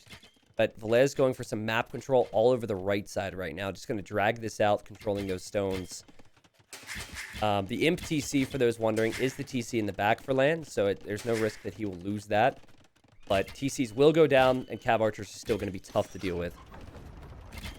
Yeah, also that casual 1 villager castle. I like it. Yeah, I know, right? Just control the map. Probably a few more villagers going over there, but there's absolutely nothing LaaaN can do about it. LaaaN doesn't see it right now. What will LaaaN go for? I think you almost have to pick 1 unit and just max out on upgrades. Do you go for camels or do you go for elite skirm? Well, he's going for elite skirm, so you have your answer. Oh, is he? Yep. Okay, I see some ranges. I think both of them a little rough here because you see Villese thinking ahead by adding some stables to go for light cav or hussar to counter that. Really sucks to lose your TCs when you're already behind an eco. Plus, you don't have room to expand. I could make a long list of things that are not good for LaaaN right now. TC will definitely go down. It's 160 pop for Villese. Got heavy Cav Archer now. We'll take out the second TC. Oh, and look, LaaaN wants to expand to the side, but the castle just came up in time. No, it's the perfect spot for a castle if there's not one already there. Oh, man, and that just goes to show you how important that spot is, right? And that the foresight from Villese to lock that area down, to not allow a single room for, or any room for the comeback. Guys, it is not looking good for LaaaN, despite everything that we've said about him today with crazy games. I still think that Gold Rush game might have been the game of the day. It looks like this is the end for him. He's just got to accept it at this point. And we've all... Well, we haven't all been there, actually. A lot of people watching don't even play this game. But the GG is called. And that, ladies and gentlemen, means Villese. Look at those games. It's perfectly symmetrical. That means Villese joins the main event of Hidden Cup 4. He will be one of the many hidden identities. He'll be back to show what he's made of, and LaaaN, unfortunately, will not. My heart is broken for LaaaN. If he's watching, people say all the kind words you can for him, but I'm also overjoyed for Villese, who had many sets in the qualifier, which were very close, actually. Round 2, he won 3-2. This year, he was able to win 4-3. But I think in the qualifiers, he showed his quality and his consistent strategy over the course of long sets. And also, not something I would normally attribute to Villese, his stamina, dude. He had to play full best of 5, a full best of 7. If these best of 5s and best of 7s in the main event go long, he could give people some problems. Yeah, I do agree.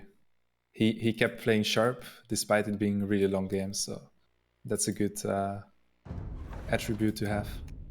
I'm going to just bring up the fact that he was down 2. Was he not down 2 games against Classic Pro, chat? Can you remind me of that fact? I think he also... Damn it, I forget. I know he lost game 1 to Classic Pro. Maybe it went 1-1. Anyways, he's fallen behind frequently and then come back with some crazy strats. And yeah, amazing play in this game. I mean, the scouting was so evident. Scouting the left, scouting the right, scouting the south, scouting the north. He was everywhere. This is exactly how that map should be played. And more of every resource for him to win that set. Project Belgium, it was a marathon of a cast, my friend. Don't think either of us expected it to go this long. I actually got my prediction correct. I think I said 4-3 when we started, but I could be wrong on that. I guess closing thoughts on the 2 sets today. Don't spoil Jordan versus Max, please, if you can avoid it. And Hidden Cup 4. I would say this one definitely was a roller coaster.